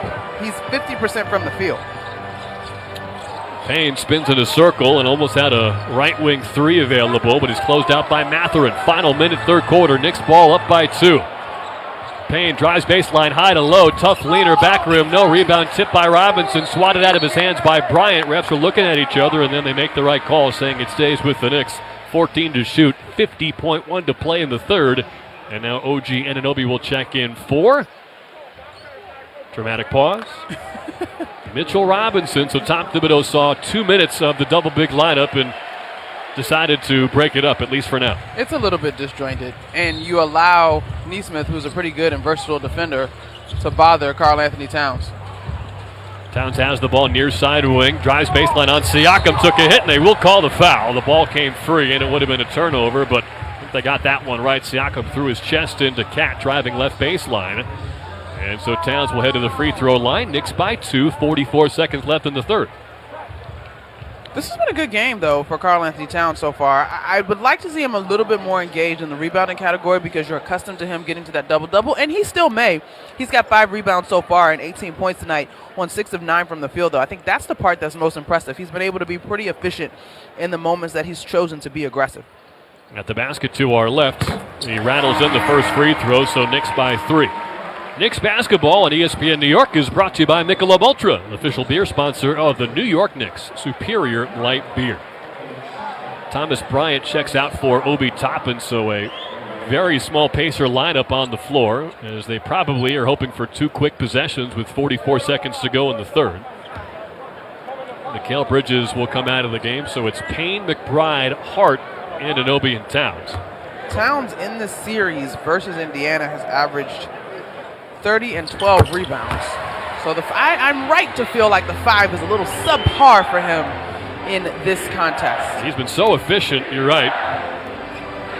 Expect that rebound number to jump up throughout the series. Gets both foul shots, 4-point Knick lead. Neesmith, top of the key, met by a Hart, drives past him. Floater from the free throw line wouldn't go. Rebound Anunoby, then fouled from behind by Neesmith. So Anunoby will take the 90 or so foot walk down the court to take foul shots. And Monica, you're the expert, but for me, that felt like the second time the Pacers rushed a bad shot, hoping for a 2-for-1 at the end of a quarter. Yeah, and I think that is a conversation that we're having in the NBA. And shout out to the terrific ESPN analyst, Tim Legler, who's talking about open and how you define that in terms of should a rushed shot be considered open. But I also think Neesmith thought he was going to get a whistle there because Josh Hart was near a steal on that catch. He went with the rip through to the left and got into that shot motion, and I think he was hoping to maybe have an and one opportunity. Anunoby back rims the first free throw. It has been an interesting stat line for Anunoby. Maybe a jack of all trades, master of none kind of night. 2 for 7 from the field, still stuck on 5 points. But he's got 2 apiece. Rebounds, assists, blocks, and steals. 2 blocks and 2 steals in the game. He's had a huge impact, as he always does on that end. Yeah, as he was taking the stroll down to those free throws, I noticed that myself. He remember, his game is so predicated on what this team looks like defensively in terms of he's a guy that really capitalizes on live ball turnovers. And look at this rotation we've got going. DeLon Wright will get his first meaningful minutes of the postseason as Anunoby drills the second free throw. 5-point Knick lead, and they get to go 2 for 1. Just 2 seconds between the timers. Wright is likely out there because of Brunson's foul trouble, and they do want a good final defensive possession of this third quarter. Brunson's got 4 fouls and 27 points to lead all players in both departments. McConnell knifes into the right side of the paint, hangs in the air, and banks home a tough layup through some Josh Hart contact with 6.9 on the game clock. 3-point difference. Knicks in front, late third. Inbound to McBride across midcourt, right to left with 4. Near side angle with 2. Double team with 1. Has to hoist. He missed it short. And Anunoby couldn't crash in for the rebound in time. And the Knicks will take a 3-point lead into the fourth quarter. 90-87. Game 1 of the Eastern Conference Finals is very much up for grabs. The Knicks have been good tonight. They continue to share the basketball, although in this third quarter it's been stifled a bit. They had 15 assists at the end of the first half. They only have added 4 assists in that category. So you'd like to see them find a little bit more rhythm to continue to share the basketball. But overall, they've gotten to the free throw line. They're shooting just 66% there, though. You'd like to see that number go up in the fourth quarter. And I'm sure you'll go about 3 minutes or so in this fourth, and I imagine Jalen Brunson, Captain Clutch, will be called into duty. An unsurprisingly high-scoring game to begin the conference finals after 3 quarters in New York. It's Knicks 90, Pacers 87. New York Knicks basketball on ESPN New York and the MSG Radio Network continues after this timeout. Hear that? That's the beginning of a journey powered by the confidence that comes from driving a vehicle so reliable. It's backed by a 10-year, 100,000-mile limited powertrain warranty. Where your journey ends? Well, that's up to you. Visit your local Kia dealer today. Kia, movement that inspires. See retailer for warranty details. Always drive safely. Limited inventory available.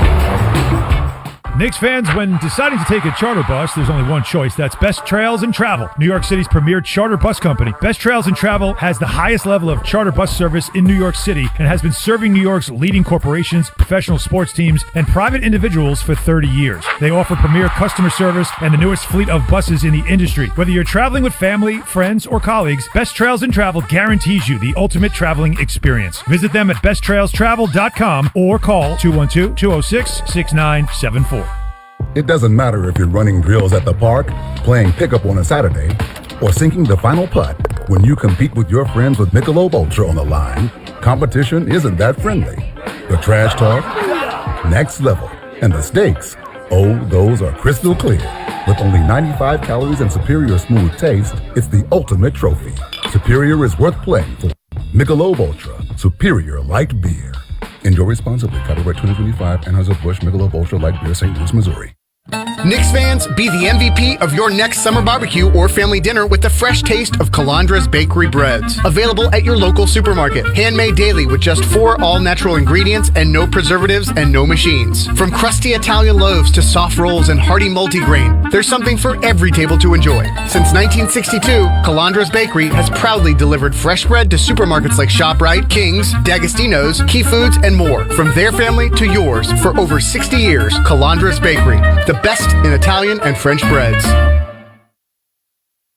Fourth quarter about to begin. Knicks up 3. Let's pause 10 seconds to allow stations to identify themselves on ESPN New York and the MSG Radio Network. This is ESPN New York, WHSQ, WCBS-FM HD2, and WEPN New York. 90-87. Knicks lead the Pacers here in Game 1 of the Eastern Conference Finals. With Monica McNutt, I'm Tyler Murray. The fourth quarter about to begin. And even with his 4 fouls, Jalen Brunson will begin the fourth quarter on the floor. And he got some unexpected rest in the third once he picked up his 4th foul. TJ McConnell brings it up from left to right for the Pacers. They're in gold tonight, Knicks in white. There's McConnell, Mathurin, Toppin, Neesmith, and Siakam. Very small 5 on the floor for Rick Carlisle. Far corner 3, Siakam almost airballed it, but right into the hands of Mathurin, who draws a foul on McBride as he was trying to put it back up. The Knicks, to match the small lineup, will have Brunson, McBride, Bridges, Anunoby, and Robinson. So the question is, who does Mitch match up with? And Rick Carlisle is going to answer that question for him by putting Thomas Bryant into the game. Carlisle was asked pregame about the hack-a-Mitch strategy. He did not completely rule it out as we're, in the final quarter of the ball game. And then he frankly was like, I'm not going to discuss a game plan with you guys here. But he did say that the game, similar to what Tibbs would answer, the game sort of lets you know it's situational awareness. And he kind of was like, we'll see. So I am curious to see how that might play out in this one. There are some NBA coaches who don't do it at all, but Rick Carlisle, not one of them. He has not a loaded history, but something of a history of being willing to foul poor free throw shooters on purpose. Both free throws good for Matherin, so it's a 1-point Nick lead. Brunson dribbles across midcourt from right to left with a game-high 27. High side wing now dribbles to the right elbow. Pump fake, leans in. Bank shot is good. 29 for Brunson. He is 11 of 17 from the field. And he continues to be so effective using that glass. In the mid-range tonight, he's got bankers off of both sides of the rim. McConnell, right corner. Screen from Bryant. Gets across the paint from right elbow to left elbow. Picked up his dribble as Robinson wouldn't let him get through. Back to midcourt for Matherin, straight up. Drives left side past McBride. Far block, bank shot, rolls around and down. Through some contact from Deuce. 1-point game again. Knicks 92, Pacers 91. Into the second minute of the fourth quarter as Towns heads to the scorer's table. Same play for Brunson. Dribbles across the paint this time. Lefty scoop shot is good. They do not have an answer for Jalen Brunson.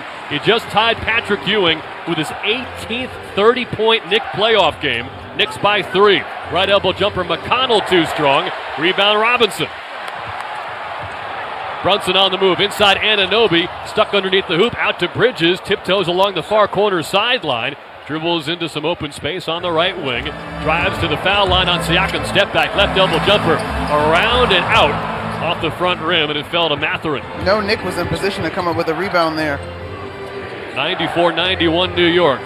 Towns and Nembhard about to check in. They're leaving McConnell alone on the perimeter. Not a confident three-point shooter. He'll drive baseline on Brunson. Stops underneath the hoop and draws the 5th foul on the Knick captain. And Brunson does not argue. He was taken off his feet by a ball fake. And Tom Thibodeau has a decision to make here. 5 fouls for Brunson. Knicks up 3. 10:05 to go in the third. You mentioned that 30-point mark tying Patrick Ewing. He is also the leading scorer in these playoffs in the fourth quarter with 114 points. And it's really not even that close. The next guy previously had been Nikola Jokic until this series round, I should say, got underway. I had just said that the Pacers do not have an answer for Jalen Brunson. Well, they found one. Had him in foul trouble. And now Josh Hart will come into the game as Brunson has been stoically standing with his hands on his hips. Although Bridges and Brunson both go to the scorer's table. And Bridges was just maybe getting some chalk. Or another sub comes in, actually, Mitchell Robinson. So Deuce McBride, Josh Hart, OG Anunoby, Karl Anthony Towns just checked in with Mitchell Robinson. First foul shot was good for McConnell. Second one rims out, rebound Towns. Who's got to carry the load here for the Knicks without Jalen Brunson? Well, with this group, I imagine that you play a little bit faster. Deuce McBride likes to push. Obviously, Josh Hart and OG Anunoby also like to run. But I'll be curious to see where Karl Anthony Towns plays as he's setting a screen at the top of the key. He's defended by Siakam right now. Anunoby left wing has the smaller Matherin on him. Step back three-pointer. He got it! OG Anunoby, the answer to that question, evidently. It's 97-92 New York. OG Anunoby, mind you, he only had 6 points coming into this fourth quarter, so let's see if he can put together a big one. McConnell driving dish, left wing Siakam baseline drive on Towns. Try to draw a foul, missed a lefty layup. Hart speeds ahead from right to left. Anunoby posting Matherin, far side block, faces up, one dribble, half spin, backs him down again. Tough bank shot goes for OG. He's got 5 unanswered points. Rick Carlisle calls timeout so he can yell at the officials while the Knicks take a 7-point lead with 9:20 left in the fourth. He has practically scored as many points as he had in the whole ball game, 6. Now he's just chipped in with a big-time 5, taking advantage of his strength and power versus Ben Matherin. Frustrating night, but he's hearing his name chanted at Madison Square Garden. Anunoby started 2 of 7. He just made back-to-back buckets to extend the Knick lead to 99-92. Timeout, Pacers. You're listening to New York Knicks basketball on ESPN New York and the MSG Radio Network. Step inside an Infiniti QX60 and relax in uninterrupted comfort. Leave schedules, appointments, and meetings behind. That can definitely wait. Just turn on the available massage seats and unwind. for just a little longer. Until you feel infinitely you. Discover more about the Infinity QX60 crossover at infinityusa.com. Grand Marnier is an award-winning blend of fine cognac and orange liqueur. It's made for those who live to step outside the box, who like to put a twist on the traditional, and believe in a world that's not just good, but grand. Visit grandmarnier.com to learn how to take cocktails from ordinary to extraordinary and live grand. Grand Marnier Liqueur, 40% alcohol by volume, 80 proof. Copyright 2022, Campari America, New York, New York. Drink with style. Always drink responsibly.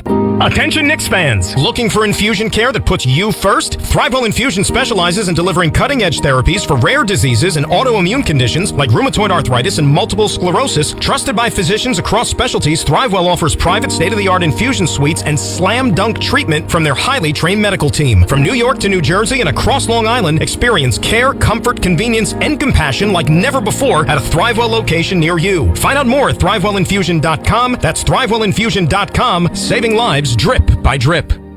Good evening, everyone, and welcome to the NBA Finals. In the NBA Finals, any moment can become unforgettable. Now is your chance to watch the next moment you'll remember forever. Jordan, open, Chicago with the lead. Unforgettable awaits. Anything possible. The 2025 NBA Finals presented by YouTube TV begin June 5th on ABC. 99-92, the Knicks have extended the lead since Jalen Brunson went out with his fifth foul, thanks to a three and a contested layup from OG Anunoby. Pacers only have 2 timeouts left after using that last one.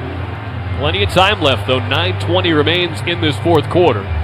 Indiana has quickly found out that they're not in Milwaukee nor Cleveland anymore, but this will be a very confident Pacer team with how many late-game comebacks they pulled off to get to this point in the Eastern Conference Final. As are the Knicks, though, to your point. And we talk about clutch scoring. Jalen Brunson has 43 clutch points. That puts him in first in these playoffs. But Tyrese Halliburton has 20 clutch points. And remember, he had a game winner in each round getting here to the Eastern Conference Finals.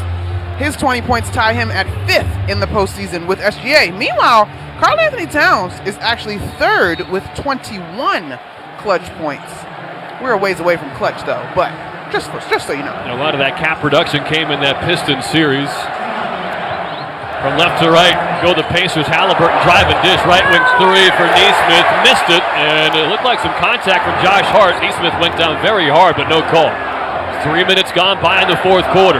Knicks by 7. Still no Brunson with 5 fouls. Double bigs out there. Towns and Robinson with Anunoby, Hart, and McBride.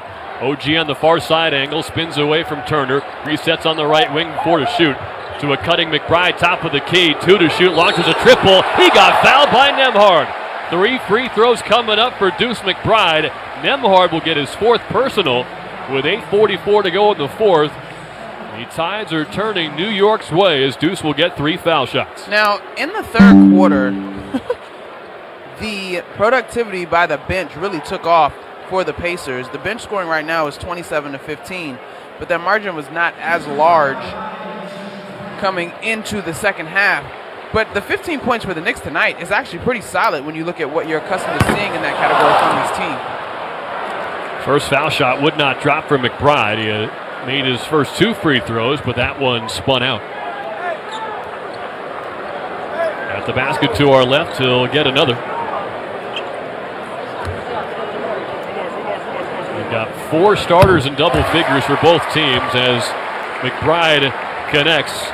So he's got 8 points. And because of his contributions lately, the Knicks have now had 2 different games in this playoff run where 6 guys have at least 10 points. They have not pulled that off since 1995. Third free throw rattles in, so McBride gets 2 out of 3. And the Knicks have matched their largest lead, 101-92 on a 7-0 run. 8:40 left in game 1. Nesmith, high side wing. Now to Siakam up top, hands off to Halliburton, dishes back to a cutting Siakam. Blocked at the rim on a dunk attempt by Deuce McBride. What a defensive play. Towns up top. 3 from straight on. He gets fouled by Nesmith. The parade to the foul line continues After 3 free throws for McBride, you're going to get 3 more for Towns. They just showed a replay of the McBride block at the rim on Siakam. That is an unreal defensive play. Don't you forget, Deuce McBride also played football now. He is not afraid of contact, and he certainly can jump. Yeah, that effort would have blocked several field goal attempts, if that's what you were going for. He was a quarterback, but I'm sure he was an excellent special teamer as well. First free throw from Towns drops in there. Largest lead for the Knicks, 102-92, with 2 free throws to come, 8:25 left in the fourth. The box score is, in fact, so far not being a hater. They gave Deuce McBride the credit for the block shot. Just when you thought his chase down block of Derek White in Game 6 would be his iconic defensive that moment. Was so good. I think I like that last block a little better as Towns hits another free throw, 103-92. I was unsure in real time if it was actually a block or just disruptive. Well, if we're debating which McBride block meant more, the bottom line is he's had a great run here since an up-and-down first round against Detroit. He really has, and he's responded to that. And we often hear his teammates and head coach Tom Thibodeau talk about his work and knowing that he is not shorting the work, so no surprise that he's found his stride. Towns gets all 3, a 10-0 Knick run, and they've done it in 81 seconds. 104-92 New York. Halliburton tries to silence the crowd, cannot with a left wing 3. Rebound, Robinson was getting pushed out of bounds. He saved it to Hart. Since Brunson went out, it's 10-0 Knicks. Anunoby for 3, wide left from the near side arc. Tipped out of bounds off of Indiana, thanks to a hustle play by Robinson. Knicks will keep it up by 12, 8:05 to go. How often do you see a 7-footer gliding through the air, arms outstretched, Mitchell Robinson looking like a ninja or something, trying to take off to corral that rebound, and the effort pays off. His stealth rating would be 0, but yes, I get what you mean with the ninja reference. Inside to Towns, stripped by Siakam, got it back at the dotted line, turnaround righty, jump hook, rattles in. Karl Anthony Towns has 25, and the Knicks lead by 14. Karl Anthony Towns has done that twice tonight of note, sort of bobbled the basketball and still able to convert. Josh Hart had a play like that, and it just speaks to the grittiness and the focus of these Knicks. Nesmith dribbles to the far side corner. Hart gets a hand in there and strips him. 7:45 to go in the fourth. It's 106-92 Knicks. I didn't hear it myself, Monica, but our friend on Twitter, at New York Basketball, had a mic'd up quote from Tyrese Halliburton on TNT where he said, quote, "We have to win the Brunson-less minutes." They have lost the Brunson-less minutes 12-0 in the last 3 minutes. Well, there's still lots of basketball left to play, but that is a great call out as Karl Anthony Towns comes up with a block for Pascal Siakam. Siakam got it back, spins right baseline, trying to hold his pivot foot, went into a split, passes to Nembhard, who missed a foul line jumper, and Hart wins the rebound from Nesmith. Hart inside to Anunoby, posting up Siakam, rip through move, and a running bank shot. Rick Carlisle needs timeout.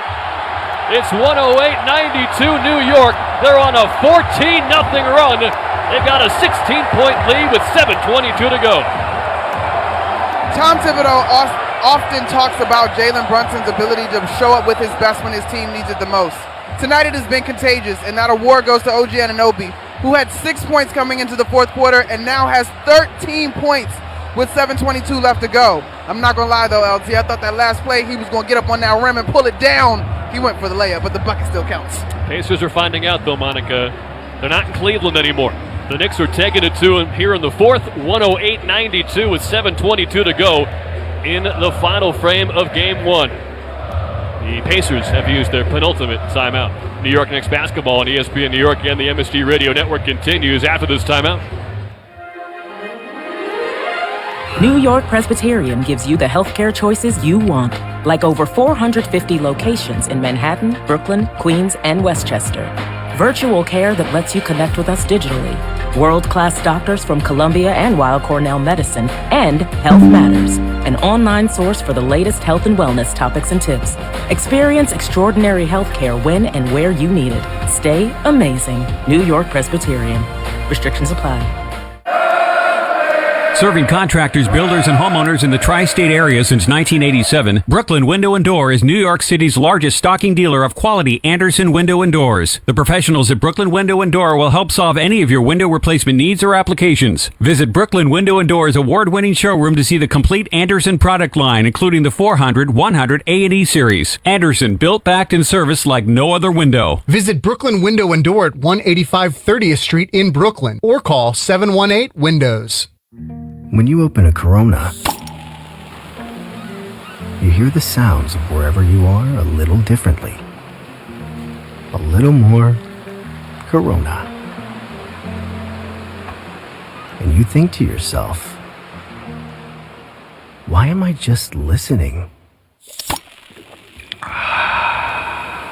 Corona, La Playa awaits. Relax responsibly. Corona Extra Beer, imported by Crown Imports, Chicago, Illinois. Hey, basketball fans, ready for the NBA playoffs? Get in on the action throughout basketball's most exciting time of the year with BetMGM, an authorized gaming operator of the NBA. BetMGM and GameSense remind you to play responsibly. See BetMGM.com for terms. 21 plus only. 21 years of age or older to wager and physically present in New York and New Jersey only. Existing customer offer. Subject to eligibility requirements. Rewards vary and expire in 1 to 7 days. Gambling problem? In New York, call 877-8-HOPE-NY or text HOPE-NY 467-369. In New Jersey, call 1-800-GAMBLER. 108-92. It's been a very tight game until recently. Now, a long way to go, 7:22 left in the fourth, but improbably, since Jalen Brunson checked out of the game, the Knicks have gone on a 14-0 run, led by OG Anunoby, Karl Anthony Towns, Josh Hart, Mitchell Robinson, and Deuce McBride. And they will all stay on the floor against the starting five of Indiana. By the way, Monica, I inadvertently punched you. It was actually kind of on purpose. Charlie Ward is here. Amazing. Which means in the building tonight, all 5 starters from the Knicks team in 2000, the last time they were in the Eastern Conference Finals against these Pacers. They are here at MSG. You got Charlie Ward, Latrell Sprewell, Allen Houston, Larry Johnson, and of course Patrick Ewing. Pascal Siakam from left to right in the paint, tried to body Towns, got the call and scored in the middle of the lane. So momentum shifting here, a 3-point play opportunity for Siakam. It's a 14-point game. Now here is where you need to be mindful if you're the New York Knicks.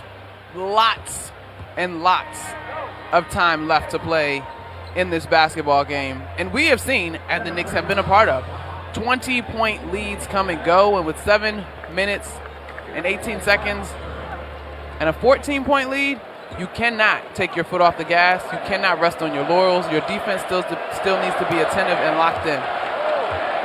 4th foul on Towns, so he's had at least 4 fouls in each of the last 12 games. Free throw missed short. Nembhard gets the right corner rebound, though, off a deflection. To the far side corner, Ben Shepherd gets his first touch of the series. Up top, Thomas Bryant dishes to the logo for Siakam. Hands to Halliburton with 3. Left wing with 2. To the foul line for Bryant with 1. His floater at the horn wouldn't go. He wanted a foul on Anunoby, and that was a desperation play for Indiana. There's a little bit of time and score that needs to be mindful here. Towns, a trailer 3. Air ball from the left wing. He is not listening to you. Right. I stopped the mid-sentence because if it had gone in, it would have been like, okay, cool. But it didn't go in. There's no reason to rush and put the ball back in the Pacers' hands. Nembhard drive and kick, right corner 3. Shepherd, very short rebound off of the right fingertips of Bryant, out of bounds. Knicks will take over. Got a little fortunate there, a wide open right corner 3 for Shepherd, but we're kicking off some rust. Of course, the Pacers have not played in a week. Josh Hart will bring the ball up from right to left. Jalen Brunson out of the game with 5 fouls. He's still got 31 points in 28 minutes. Knicks have been okay without him, though. Left wing Towns, catch and shoot 3 over Siakam. Nailed it!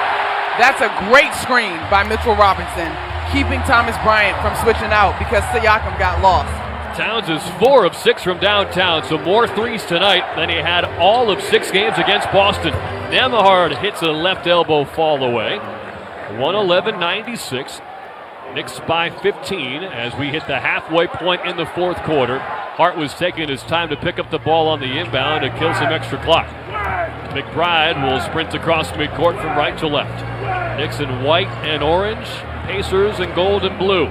Left wing Hart, they'll post up Towns on Siakam near baseline. Faces up from 15, jab step, whips the pass right wing, wide open Anunoby. Pump fake, sidestep, reload, couldn't hit the three. Offensive rebound to Hart, came loose to Bryant, tipped out of bounds off of Indiana. That may have hit Hart's chest last. Pacers do have a challenge, their players are asking for it, but for now it'll stay with New York. The Pacers only have one timeout left because Rick Carlisle is trying to stop an overwhelming Nick run a couple of times, and they will not challenge. Inbound to Anunoby near corner. Pump fakes, drives on Nembhard and pushed off. Offensive foul, and he missed the step-back jumper anyway. So Anunoby picks up his third. Knicks by 15, 5.5 to go in the fourth quarter of Game 1 in the Eastern Conference Finals. Siakam from left to right. Picked up by Towns on the high side wing. Will motor into the paint. Pushed off with the left hand turnaround jumper. Drops in from just inside the foul line. And Towns is signaling that push off, but the call's not coming. Knicks need to be mindful not to get caught up in the efficiency. They've got to play. The Pacers are showing full court pressure. That's why Ben Shepherd is on the floor. He's bothering Deuce McBride as he brings the ball up the floor. They've also not had much success with Nembhard. 4 fouls for him in 29 minutes. Nembhard defending McBride on the right angle. Towns flashing out high, but he's denied by Siakam, so he sets a screen for McBride, drives down the lane, pulls up from the foul line, couldn't hit the mid-range jumper. Whistle and a foul on Nembhard, who was pushing Towns on the rebound attempt. That is 5 fouls on Andrew Nembhard. Good play by Towns, who continues to have an impact on the glass. And the cheers you're about to hear for Jalen Brunson, who jogs to the scorer's table with Mikal Bridges right behind him. It's a 13-point Knick lead, exactly 5 minutes to go, and Brunson will try to prevent this game from even approaching clutch time. And it is, in fact, Jalen Brunson time, as you mentioned, at that 5-minute mark. Also, let me call out, too. We wondered about Karl-Anthony Towns being more impactful on the glass. He's now at 9 rebounds to go with those 28 points. He's having a monster night. Nice hand for both Mitchell Robinson and Deuce McBride, who played over 20 minutes apiece. Inbound to Bridges, far side, mid-range, backing down Shepherd into the middle of the paint, pull-up jump shot off the front rim and in. What a night from Mikal Bridges, 8 of 16. He's got 16 points, and the Knicks lead 5-15. 4 out of your 5 starters are in double figures, and Josh Hart has double-digit rebounds as Aaron Nesmith knocks down a 3 from the top of the key. And one more basket for Hart. You'll have all 5 Knicks starters in double figures. That Nesmith 3 made it a 12-point game, 4:33 left in Game 1. Brunson holds the ball near midcourt. Screen on the left from Towns. He rejects it. He'll back down Shepherd at the foul line. Backs up to the top of the arc. Brunson likes this matchup with Shepherd. To the right elbow. Steps back. Takes a long 2. Short. Anunoby tip-in off the back rim. Point blank. Rebound swatted out to Bridges. Finds Anunoby far corner. He'll take a 3. Back rim. Offensive rebound. Towns. Double team left block. Will take it right to the rim. Crazy reverse layup is good. What a shot from a 7-footer. Thomas Bryant is down in pain in the backcourt. Knicks will foul Halliburton at midcourt. 115-101 New York. Karl-Anthony Towns is putting on a show. Yeah, he is. This was like an acrobatic horse type of shot. He had to get by a defender, get under the rim, get a reverse going. Shaquille O'Neal has entered the broadcast booth, which is something I never thought I would say. He almost pretended like he knew who I was. 115-101. You're rolling with me, dog. People know you. That's fair. They know me. It's that guy who stands next to Monica all the time.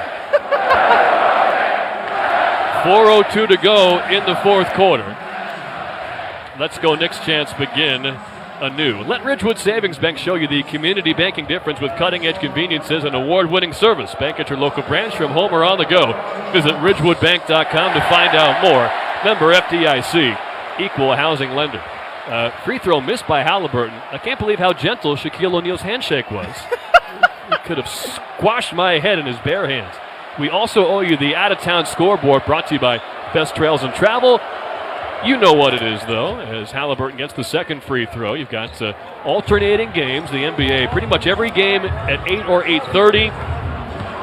One day it'll be Knicks Pacers. The next day it'll be Thunder Timberwolves. Out-of-town scoreboard brought to you by Best Trails and Travel, New York City's premier charter bus company. Visit them today for the ultimate travel experience at besttrailstravel.com. Brunson continues to frustrate the Pacers. A pump fake and a lean in from the right elbow. Draws a foul on Shepherd. He'll get foul shots. 3:44 left. Knicks up 13. You know what I can't help but think of the way that this game is going? Although the free throw line disparity is not that crazy. And to your point, the Pacers typically give up 28 attempts anyway. The Knicks have shot 30 free throws, and the Pacers have shot 24. What can you not help but think of? Rick Carlisle submitting 72 complaints to the NBA officials. Brunson gets a kind roll off the front rim. It's Knicks by 14. Yes, that was one of the many things that eventually went in Indiana's favor in the second round last year, helping them overcome a 2-0 series deficit. Tom Thibodeau will call timeout here. So use it or lose it. Would have been trimmed down to 2 anyway, under 3 minutes. So 3:44 left in the fourth. It's 116-102. Knicks over the Pacers. But we didn't have a chance to talk about this before the game, on it, because so much has changed from last year to this year. I've been curious what you think the biggest difference maker could be for the Knicks from a year ago. Now for the Pacers, they've got Benedict Mathurin healthy. They've gone from one of the worst defenses in the NBA to one of the top 10, at least since the start of the 2025 calendar year. But the Knicks, they'll have Mitchell Robinson, OG Anunoby, neither of whom could get through the first 2 games of the series last year. Brunson was hampered by a foot injury. Josh Hart had something wrong with his abdomen, even though he played the entire first 2 games in this series against the Pacers last year. And then, of course, you get Mikal Bridges and Karl Anthony Towns in tow. What do you think after watching the majority of this first game? What's been the biggest difference maker for the Knicks this year compared to last year? I'm going to have to go with Mitchell Robinson and OG Anunoby. Combined tonight, they've got 15 points. Mitchell Robinson carrying his weight in scoring with 2 points, but legitimately carrying his weight in the rebounding category. He's got 8 boards tonight, 4 each offensive and defensive. And I thought he's done a good job in terms of switching, being present, contesting shots, being up to the level when he has to guard guards on the perimeter, and giving the Knicks extra possessions. All the things that Rick Carlisle called out. Now, counterpoint, the biggest swing to me, in addition to the experience that both teams now have, Ben Mathurin has 9 points tonight. He's a guy that's capable of big numbers. He had a couple of big games in that Cleveland series, but he also put up a goose egg. And so his ability to impact a series, I think, is a little more boom or bust than the steadiness of OG Anunoby and Mitchell Robinson. After the Knick timeout, Brunson misses the second free throw, iced by his own coach. 3:39 to go in the fourth. It is 116-102. Knicks lead the Pacers. Siakam, far side mid-range against Bridges, backs him down into the paint. Pump fake on the left block, dishes to a cutting Shepherd. Extra pass, Toppin, pump fake on the right wing, takes a 3, missed it short. Rebound swatted out of bounds by Towns. It'll stay with Indiana. Knicks basketball on ESPN New York is brought to you by your local Kia dealers. Discover what happens when rugged capability meets true performance. Learn more at Kia.com. Kia, movement that inspires.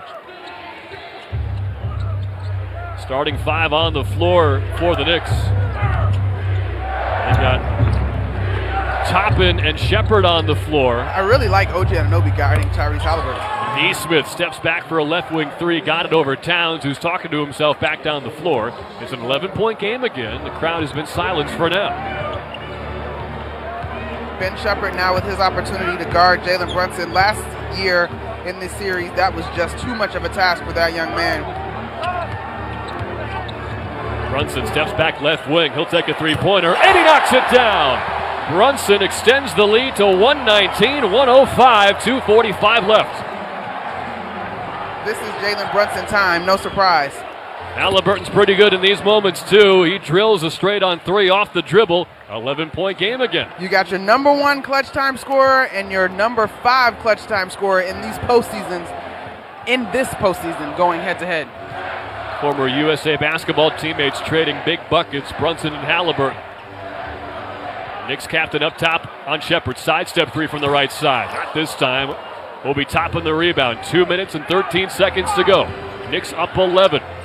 Halliburton left wing. Pick and slip with Shepherd. Hop step left side of the lane. Kick out to Nesmith. Right angle 3. Nailed it over Brunson. Aaron Nesmith 2 3-pointers in the last couple of minutes. 8-point game. We called this out in the third quarter that both of these teams are comfortable late. Now the Knicks don't need to be lulled into a shot-for-shot opportunity. They need to be mindful of the time and score. Brunson slowly backing down Shepherd. Double team by Toppin. Gets it back from Towns on the left wing. 5 to shoot. Kick out to Hart. Up top Towns. Straight on 3-pointer. Off the right side rim. Rebound Siakam. 97 seconds left. Pacers have life. They're down 8. Halliburton slowed on the right side by Bridges. Trying to cross him over, can't do it. Top of the key, now crosses right to the elbow. Backed up and a screen forces Towns onto him. Foul line pump fake, kick out right corner. Siakam, baseline drive, and he draws a foul on Hart, which will send him to the free throw line with 1:20 left in the fourth. But the defensive effort from Bridges and Towns, at the very least, drained a lot of clock there for the Pacers, who obviously wanted to score quickly. Yeah, and I think Tyrese Halliburton was working to get the switch with Karl Anthony Towns, and so give him a ton of credit for the way that he defended that possession, not giving Halliburton life, and we know how crafty he can be with the basketball. It was a 14-point Knick lead with 2:51 to go. And in 90 seconds, the Pacers have made it a 7-point game as Siakam hits the free throw. Now the Knicks, in the previous series, they were in the position that the Celtics have been in, and they've been able to respond. So now we'll find out if this defense can stand up and this decision-making can stand up in the clutch. Siakam bends his knees, takes the second foul shot. Very short. Big rebound for Josh Hart. Nesmith was lurking. So a 7-point New York lead, still a 3-possession game. A minute 12 to go. Fans on their feet at MSG. Knicks ball attacking the basket to our left. Hart's taking his time up top. Hands to Brunson on the high side wing with 8 to shoot and 64 to play. Top of the key now. Brunson on Shepard. Crossover. Drive down the lane. Righty layup. Banked it in around Siakam. And the Knicks take a 9-point lead with a minute to go. Great take by Jalen Brunson, getting to his left hand, but now the defense has to stay connected. He changed hands in midair, went from left to right. Nesmith off the dribble three-pointer, rattles in another one. Anunoby went falling into the front row, far sideline, trying to contest it. 7-point game again, full court press is broken. Towns all alone left wing to the foul line for Bridges, back to Towns and a lefty layup. 1:23-115 New York, 39 seconds left. Mikal Bridges is face guarding Tyrese Halliburton, and rightfully so, but you can't give Aaron Nesmith another clean look. Wow, off the handoff, he rattles home a straight on three. It's a 5-point game. Knicks have to call timeout as Hart couldn't inbound. 123-118 from 15 points down. The Pacers, in just 4 minutes, have made it a 5-point game. Nesmith is red hot with 15 points in this quarter, and it feels like they've all happened in the last 2 minutes. He's literally hit 7 threes. 7 threes. And at the end of the third quarter, he had only hit 2. So, 15 points on 5 threes in this fourth. The Knicks still in control here. But when party time was imminent, the Pacers, well, their early playoff versions showed up. They could not miss from downtown, especially in the clutch against Milwaukee or Cleveland. And before this eruption from Aaron Nesmith, they were shooting about 35% from downtown. And I think it was fair to expect them to maybe come back down to earth after shooting 41% from 3 across the first 2 rounds. But, man, if they'd been hot, Nesmith is 5 of 6 from downtown in this quarter. He had 10 points in the first 3 quarters, but 5 threes in the fourth quarter. It's insane. It's crazy. And if we probably honestly broke that down, it's 4 in clutch time. It might be all 5 in clutch time. Well, clutch, you're right, because clutch just happened as of late, because when we hit the 5-minute mark, it was outside the clutch window. All right, 4 in the last 5 minutes. What's most impressive is the Pacers were down by 14 with 2 minutes and 51 seconds to go. So you take 2 minutes and change off the clock, and you take 9 points off the deficit. Very impressive. Knicks will. Brunson escapes, gets to the far side block, into Anunoby, dropped it, got it back, and then he's fouled by Siakam. Pacers hate the call. Anunoby right in front of the rim. He fumbled it initially, and Rick Carlisle only has 1 timeout left, but he might want to challenge. He's going to. So, 30 seconds to go. Also, who has imminent possession? It is Siakam. So, if the Pacers win this challenge, they get the ball back, down 5 with 29 seconds to go. Thrivewell Infusion, New York's premier infusion and injection center. Defensive foul on Siakam. Indiana's challenging the ruling. Saving lives, drip by drip. So, 123-118 New York. This will not be a comfortable finish for the Knicks. I literally was thinking, but I didn't want to talk because you are a terrific play-by-play and the play was underway. Don't turn the ball over. Now, while this wasn't, this is going to be a foul. I think this is going to stand. Because this is more than just wrist. I think this is going to stand. It's all up on OG Anunoby's forearm as he's trying to get a hold of this basketball. While this is not a turnover yet, you got to catch the basketball cleanly. And this is what I mean by OG Anunoby just being a little bit off tonight. Even though he's had a really good fourth quarter, those are mistakes that you just can't have in these moments. Here's what I worry about with the challenge. Did Siakam get the ball first and then follow through onto Anunoby's wrist? If that's the case, then him getting the ball first, I still think this one stands, though. Now, Anunoby was a huge part of that 14-0 Knick run. Brunson had to check out of the game just 2 minutes into the fourth quarter. And at that point, the Knicks were only up by 2. It felt like the Pacers were about to take over, but it was quite the opposite. The Knicks scored 14 unanswered, and at one point built up a 17-point lead in this fourth quarter. And I don't think they took the foot off the gas. The Pacers just went pedal to the metal. They are 6 of 11 from three-point land in this quarter, 5 of those from Aaron Nesmith. I would agree with you, but the one thing I do think the Knicks did that benefited the Pacers, I thought they started to take shots early in the shot clock, and they didn't need to do that.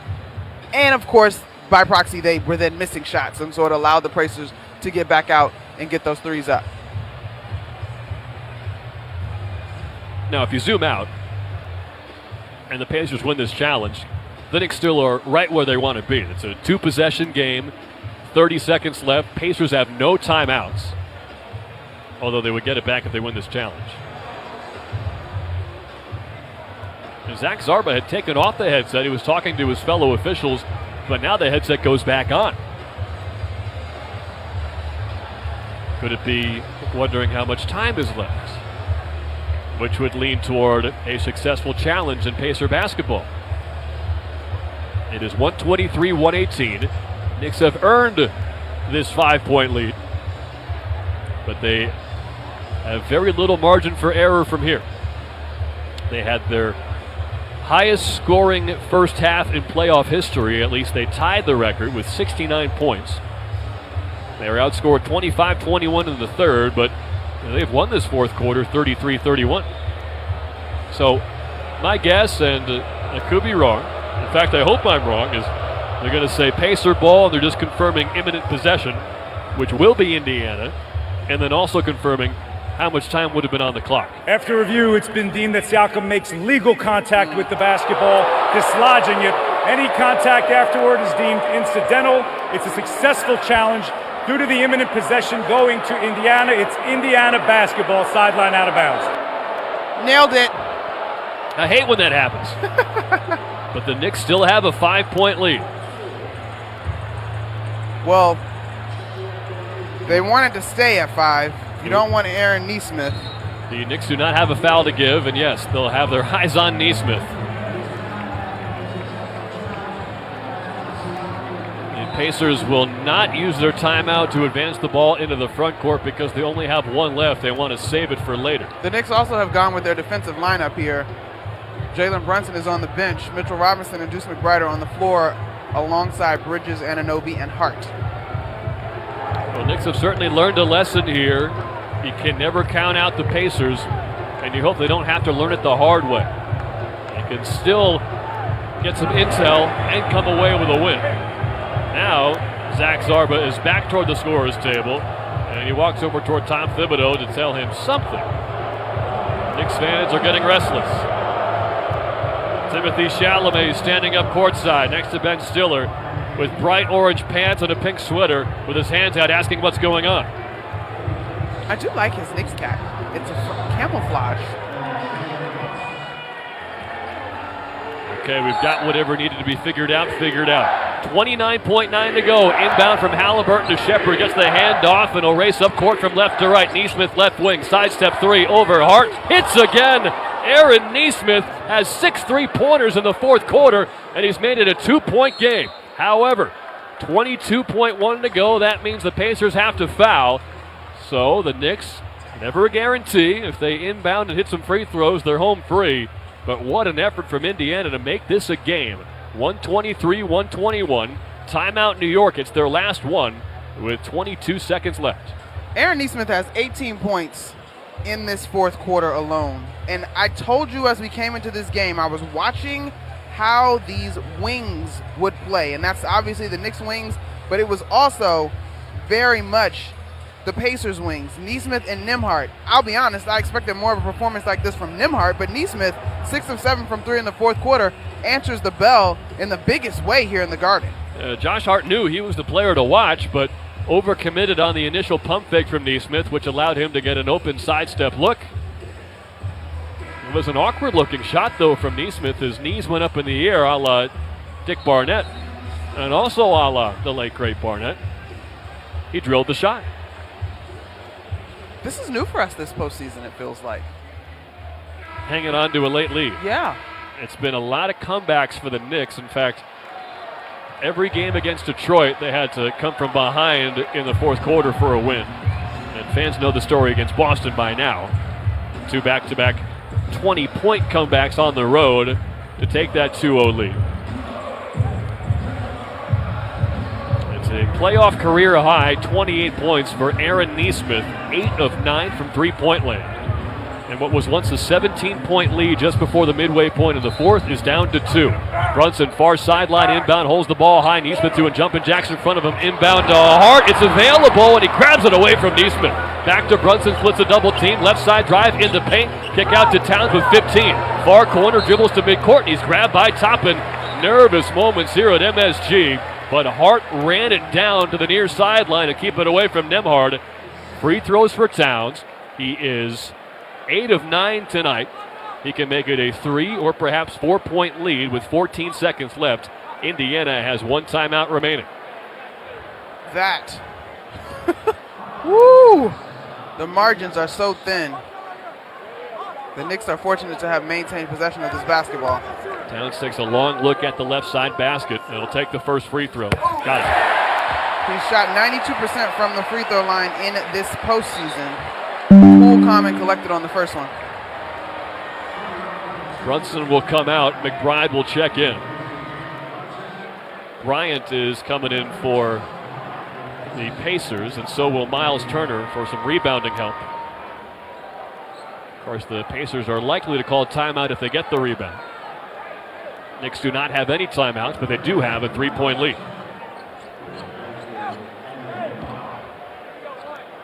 There's no guarantee that Carlisle will call timeout. Pacers are often at their best running up and down the court after a miss. Towns with the second free throw. Back rim. Pacers still alive. Timeout Rick Carlisle. 3-point Knick lead. 13.9 to go. 124-121. And now the nervous energy is taking over Madison Square Garden. Game 1 hanging in the balance in the Eastern Conference Finals. Well, the Knicks obviously could foul here. And there's a whole swath of folks that would be like, just foul. Put them on the free throw line.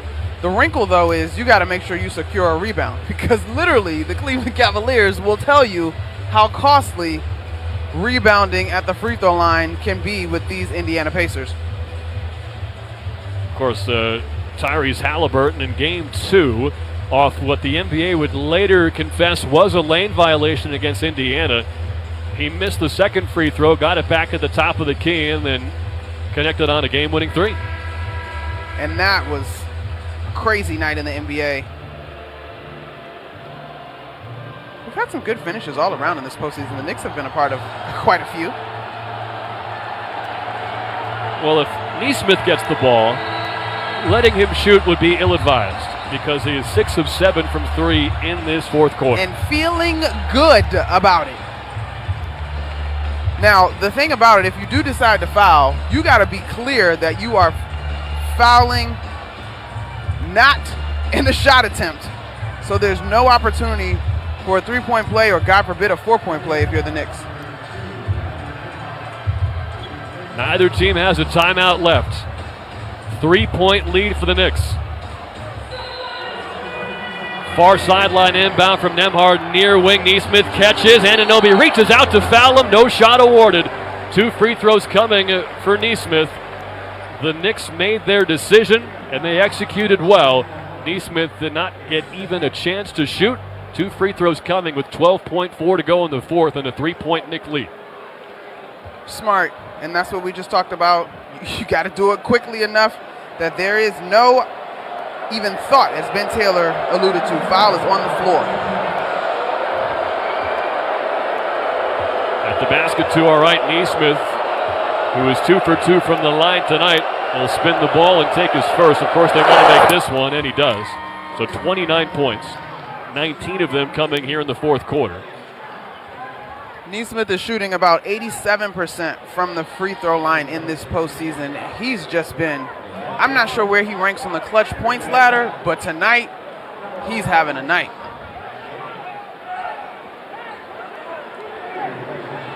A couple of substitutions. Neesmith at the line with Nembhard, Halliburton, Siakam, and Toppin around him. Robinson and Towns check in. They're the two closest bigs to the basket.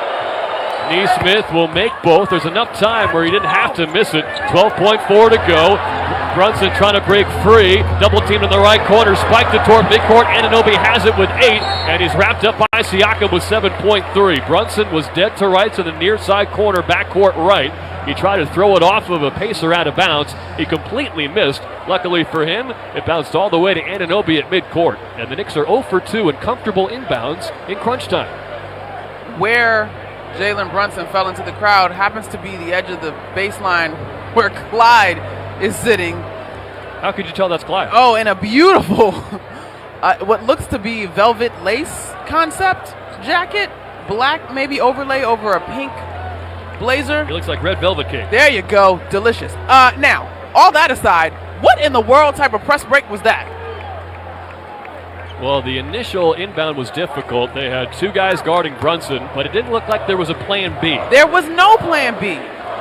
They're chanting OG Anunoby's name. He's got to make these free throws. PJ Tucker signals to the crowd to stop chanting OG. I personally don't love that he was just standing at the line the whole time. Well, he back rimmed the free throw. Turner will check in. So will McBride and Bridges. 124-123. Knicks with the lead for now. 7.3 to go in the fourth. You got to step off the line. Clear your mind. Reset.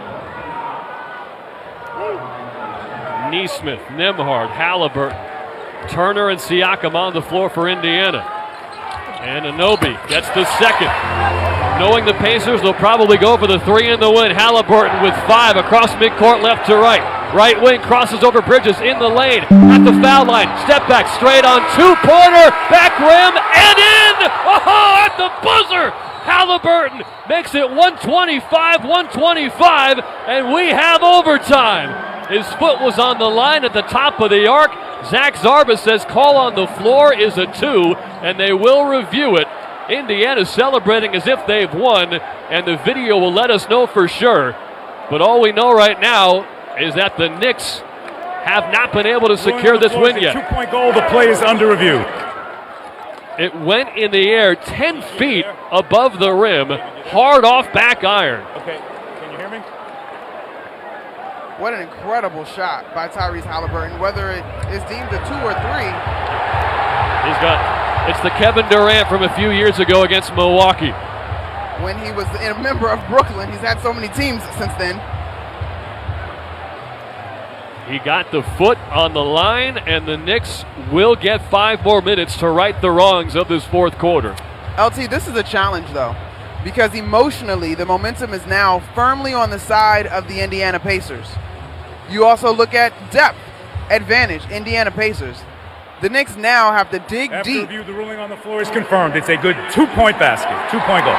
The Knicks had a 17-point lead with 6.5 minutes to go in this game. It's gone. It's now 125-125. And further to your point, their captain, Jalen Brunson, has 5 fouls.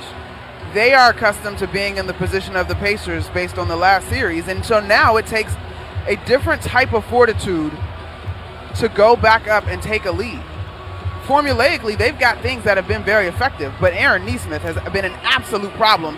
And of course, Tyrese Halliburton hunting the biggest shot in the biggest moment of the game and hitting it with confidence. What a bounce for him. They wiped out a 14-point lead in just under 3 minutes. OG Anunoby also has 5 fouls. You've got 4 apiece on Hart and Towns. Nembhard has 5 fouls for Indiana, and Neesmith has 4 after scoring 20 points in the fourth quarter. But you know what? The Knicks will go back and look, and it seems like a small thing, but if you have both of those free throws, it's a 4-point game. Or excuse me. From Karl Anthony Towns, he could have made it a 4-point game. Karl Anthony Towns could have made it a 4-point game. OG Anunoby could have made it a 3-point game. Could have made it a 3-point game. And I'm sure for a moment when that shot dropped in, the Knicks thought it was a 3 because Halliburton was barely over the line, but Zach Zarba, one of the best officials in the league, he saw it live, and he had it right. So, 125-125, the Pacers trying to steal game 1. And they've certainly earned this opportunity at an overtime chance to beat the Knicks. Yes, the missed free throws probably cost the Knicks a regulation win. Other than that, not a whole lot you could have done differently other than tackling Aaron Nesmith every time he touched the ball. Well, it will not show up in the box score, but you and I haven't been very present for that fourth quarter. There was a stretch, say around between the 8 and 6 minute mark. I might extend that down to 8 and 5 minute mark, where I thought the Knicks were taking shots. You know what? Matter of fact, when Jalen Brunson came back in the game, because he and Tyrese Halliburton had a little back-to-back going for a little bit. So it's probably more like the 6 to 4 minute mark, where I thought the Knicks were settling for quick shots, and they did not need to do that. 5 on the floor for Tom Thibodeau to begin overtime. No surprise, it's Brunson, Bridges, Hart, Anunoby, and Towns starting 5. Same story for Rick Carlisle. Halliburton, Nembhard, Nesmith, Siakam, and Turner. A lot of people think this is going to be a long series. Well, game 1, it's been a long game. 5 more minutes on the clock. Knicks win the opening tip. They go from right to left and white. Brunson dribbling near sideline. High screen from Towns, pick and pop. Bridges on the right side. Gets to the top of the arc against Nembhard. Knicks hesitating a bit. Bridges lost his balance. Kicked over to Hart. Near baseline drive spin. Shoots right-handed. Very short. Missed the rim. But it comes right to Siakam. Momentum overwhelmingly in Indiana's favor. Knicks got to dig deep here, and they need to make a statement on the defensive side of the basketball. Halliburton and Turner pick and pop. Turner, top of the key, pump fake at the foul line, now left alone, and he missed a mid-range jumper. Towns the rebound. Now, Turner started the game 5 for 5. He is 1 of 6 since. 125-125, 4 minutes to go in overtime. Brunson, top of the key, to the top of the circle now, backs up on Turner. Posting up Towns on Nesmith, right elbow. Dribbling with the left hand with his back to him. Double team comes, steps out of it. Pass all the way across to the near corner. Hart for 3, short. Rebound swatted out of bounds by Turner. And the Knicks will get 14 back on the shot clock. 3:50 left in overtime. We're tied at 125. A fortuitous home bounce for the Knicks. That ball bounces off of the Indiana Pacers. Well, they're due one after that game-tying shot from Halliburton. And I know they're trying to keep spacing, but somebody should really be coming toward Karl Anthony Towns when those doubles are coming. He's got it on the far side baseline. One-legged step back. Rattles it in over Turner. And the Knicks start the scoring in overtime. 127-125. Both Karl Anthony Towns and Jalen Brunson are having 30-plus point nights. Towns now at 35. Brunson sitting on 37. Halliburton, top of the key, drives down the lane on Towns, hangs in the air, missed a righty layup. He thought he got fouled. Towns stuck with it, but now he's slowly walking back up court. Towns goes into a jog now. Brunson taking his time, far sideline, double teamed out high, dribbling with his left hand. Trap comes, gets it toward Towns, who keeps it from going back court. One arm pass to Hart, Cutter and Anunoby. Reverse layup is good. How do the Knicks come away with points on that possession? They lead by 4. By the skin of their teeth, that's how. Wow, Towns saved it from going back court, turned it into a one-hand pass inside. Nembhard, left side drive, finds Turner, dropped it, kicked over to Bridges. Knicks on the break, right to left. Brunson inside, catches, drives, blocked off the backboard by Miles Turner. Now on the other end, Halliburton left wing. Drive and kick, right corner. Nembhard, 3, got it. Huge shot for Indiana. From a missed layup on one end to a corner triple on the other. They will review to see if Nembhard's foot was on the line. And they also want to see if it was a goaltend on Turner. It's 100% a goaltend. Looked like it hit the backboard first. Right now it's a 1-point Knick lead, 2:43 to go. Now usually, and Brunson's asking for a foul as well, they can't review a non-goaltend call. They can only review after they blow it dead and say goaltend. And they will say three-pointer for Nemhard, no goaltend for Turner. Knicks ball up 1, 2:41 left in overtime. They led by 17 in the fourth quarter. They led by 14 with 2:50 to go. Brunson near side angle, dribbles to the top of the arc, spins away from Neesmith, but it's met by Turner, went down, lost the ball, poked it free to Hart. He and Siakam dive on the floor for it, and they'll call a held ball. Hart and Siakam will jump it up after we pause 10 seconds to allow stations to identify themselves on ESPN New York and the MSG Radio Network. This is ESPN New York, WHSQ, WCBS-FM HD2, and WEPN New York. With Monica McNutt, I'm Tyler Murray. Fans are getting antsy here at MSG. They thought Brunson should have had 2 points because of a goaltend, block off the backboard. Instead, Knicks lost the ball.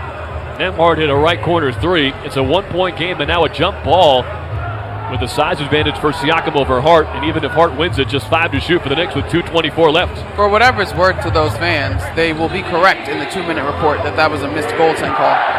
Siakam wins the tip. Pacers ball down 1. Nemhard ripped through move on Brunson in the lane. Banks home the go-ahead layup with 2:10 to go. Brunson playing with 5 fouls. It's 130-129 Pacers, their first lead of overtime. Brunson lost the handle up top. Toppin gets a hand in there, took it away. 2-on-2 the other way. Neesmith down the lane on Towns. Missed the left-hand layup. Towns outlet to Brunson. Behind the back dribble to get away from Nemhard across midcourt. 1:49 to go. Brunson's handle has been shaky here in overtime. Brunson right wing, shrugging off Neesmith. In the lane, right block draws a foul, and he couldn't bank it in off the back rim. But 2 free throws to come. 1:44 left in overtime. The Pacers have their first lead since it was 45-44. They only tied it at the end of regulation. And Brunson can tie or put the Knicks right back in front with a -44 to go in overtime. Well, LT, there's a couple of things thematically that are happening right now. The depth and the rest that the Pacers have. Aaron Neesmith has been hounding Jalen Brunson all night, and to your point, the last couple of possessions, his handle has looked shaky. He looks a little bit fatigued. But he makes the free throw to tie the game at 1:30. He is able to compartmentalize on the line as Captain Clutch you would expect him to do, but you do have to acknowledge what the Pacers have been able to throw at him. And bear in mind, the rest of this series, the calendar is every other day.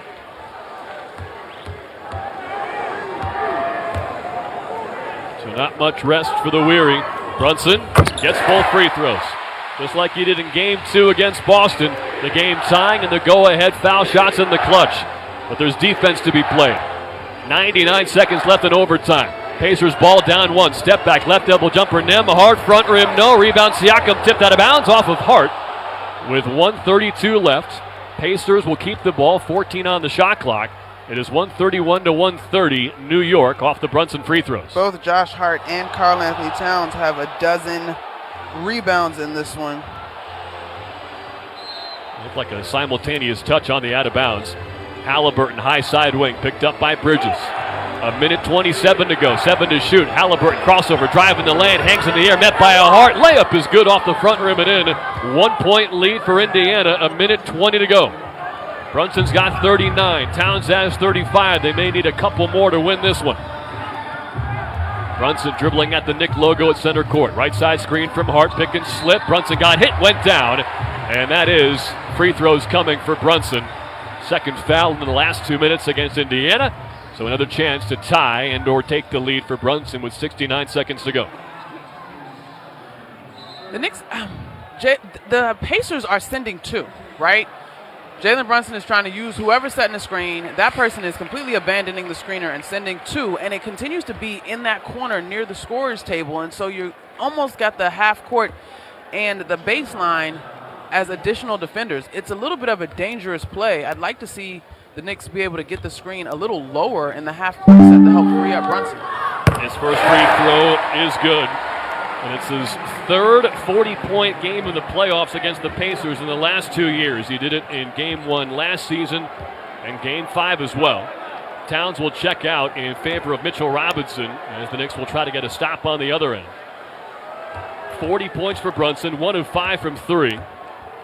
14 of 18 from 2. And now 12 of 14 from the free throw line. He gets both again, and the Knicks are up by 1 again. 65 seconds in overtime. Nembhard out high. Rejects the screen from Halliburton, drives the paint, kick out Siakam, right corner, extra pass, Halliburton alone up top, pump fake, reload, takes the three, couldn't get it, tip slam by Obi Toppin. Toppin on the follow, 1-point Pacer lead, 49 seconds left in overtime. And that happens because Jalen Brunson has to run out, but the pump fake by Halliburton also draws Mitchell Robinson out, so he's not in a position to rebound. Brunson one-on-one with Neesmith, high side wing, directing traffic, drives the lane, rip through move, in the paint, floater is good from the middle of the lane. Brunson has done it again, his third go-ahead shot at the foul line or otherwise in the last 2 minutes. This defense has got to stay connected by the Knicks. Half a minute left, Knicks by 1. Halliburton left wing, crossover on Brunson, pass inside to Nembhard all alone. He hits a layup and another go-ahead basket for Indiana. 136-135, timeout Tom Thibodeau with 27 seconds to go in overtime. We said this game was going to come down to which defense was going to show up most. And that question is still sort of unanswered. It may come down to the final possession in this ball game. Wow. We knew we were in for a battle. Game 1 is setting that up. Brunson's got the last 6 Knick points, 4 free throws and a floater. The Pacers, who have taken 3 separate leads now in overtime after not having led since it was 45-44, have a 136-135 advantage. There have been 14 lead changes in this game, most of them coming in the last few minutes here in overtime. And if you're a Pacer fan, you're obviously pleased. He came back from 17 down in the fourth quarter, but Monica's mentioned it a lot. The depth advantage that Indiana has is going to be a silver lining even if they lose this game. So obviously that means it's imperative for the Knicks to find a way to win it. They've got 43 from Brunson, 35 from Towns, 16 apiece from Bridges and Anunoby. The pace too, right? Especially late in terms of how well they move the basketball. That last play by the layup by Andrew Nembhard is an example of their pace in the half court. It's not just up and down, and it's not even just how the ball is moving, but the way they go and set screens and cut. It's been a tough cover for the Knicks tonight. The Pacers are 50 of 99 from the field, just over 50%. Brunson to inbound, 26 seconds to go, finds Towns near midcourt. Shrugs off a push from Anunoby. Towns dribbles and hands off to Bridges. 19 to shoot, 20 to play. Brunson near side wing. Tipped off of Nembhard out of bounds near sideline, but they're going to check to see if it hit Brunson last. Pacers huddling up along the far sideline.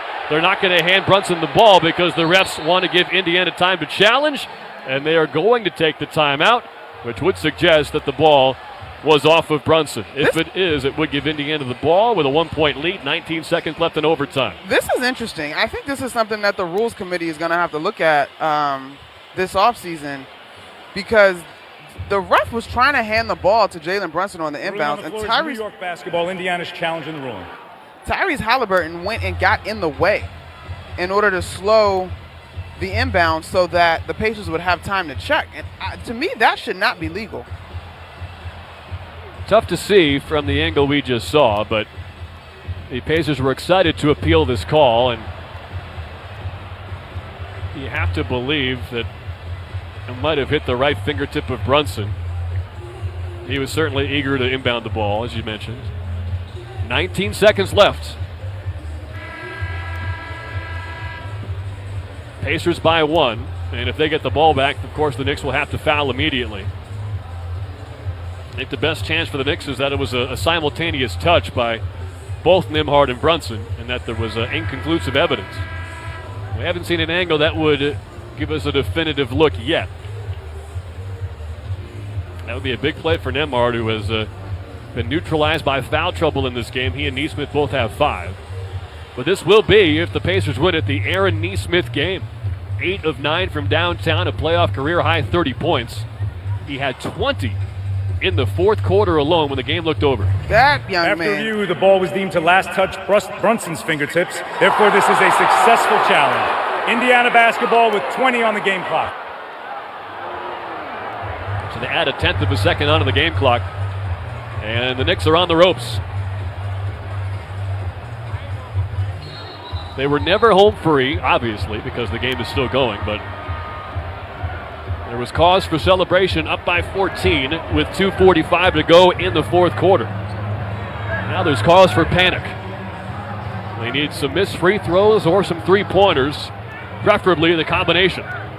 136-135 Pacer ball up by 1. They'll set up the inbound play for the near sideline in the front court right. Inbound comes to Anunoby. Now back to Nembhard. Pick and slip. Top into the rim, and he jams it home. Pacers wanted an and one, and I think they're going to get it. No, they're not. Timeout. Tom Thibodeau stops play. 3-point lead for the Pacers. 15 seconds left.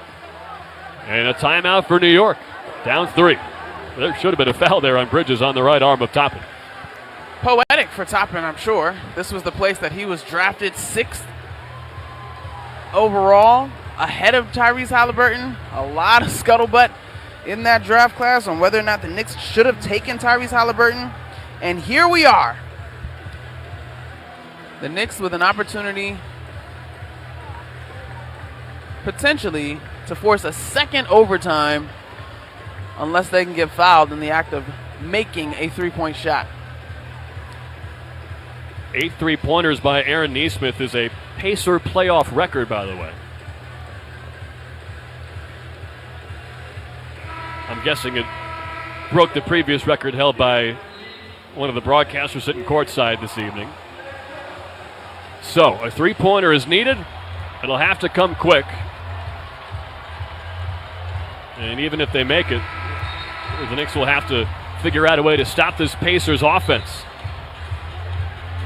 They're being outscored 13-10 in this overtime frame.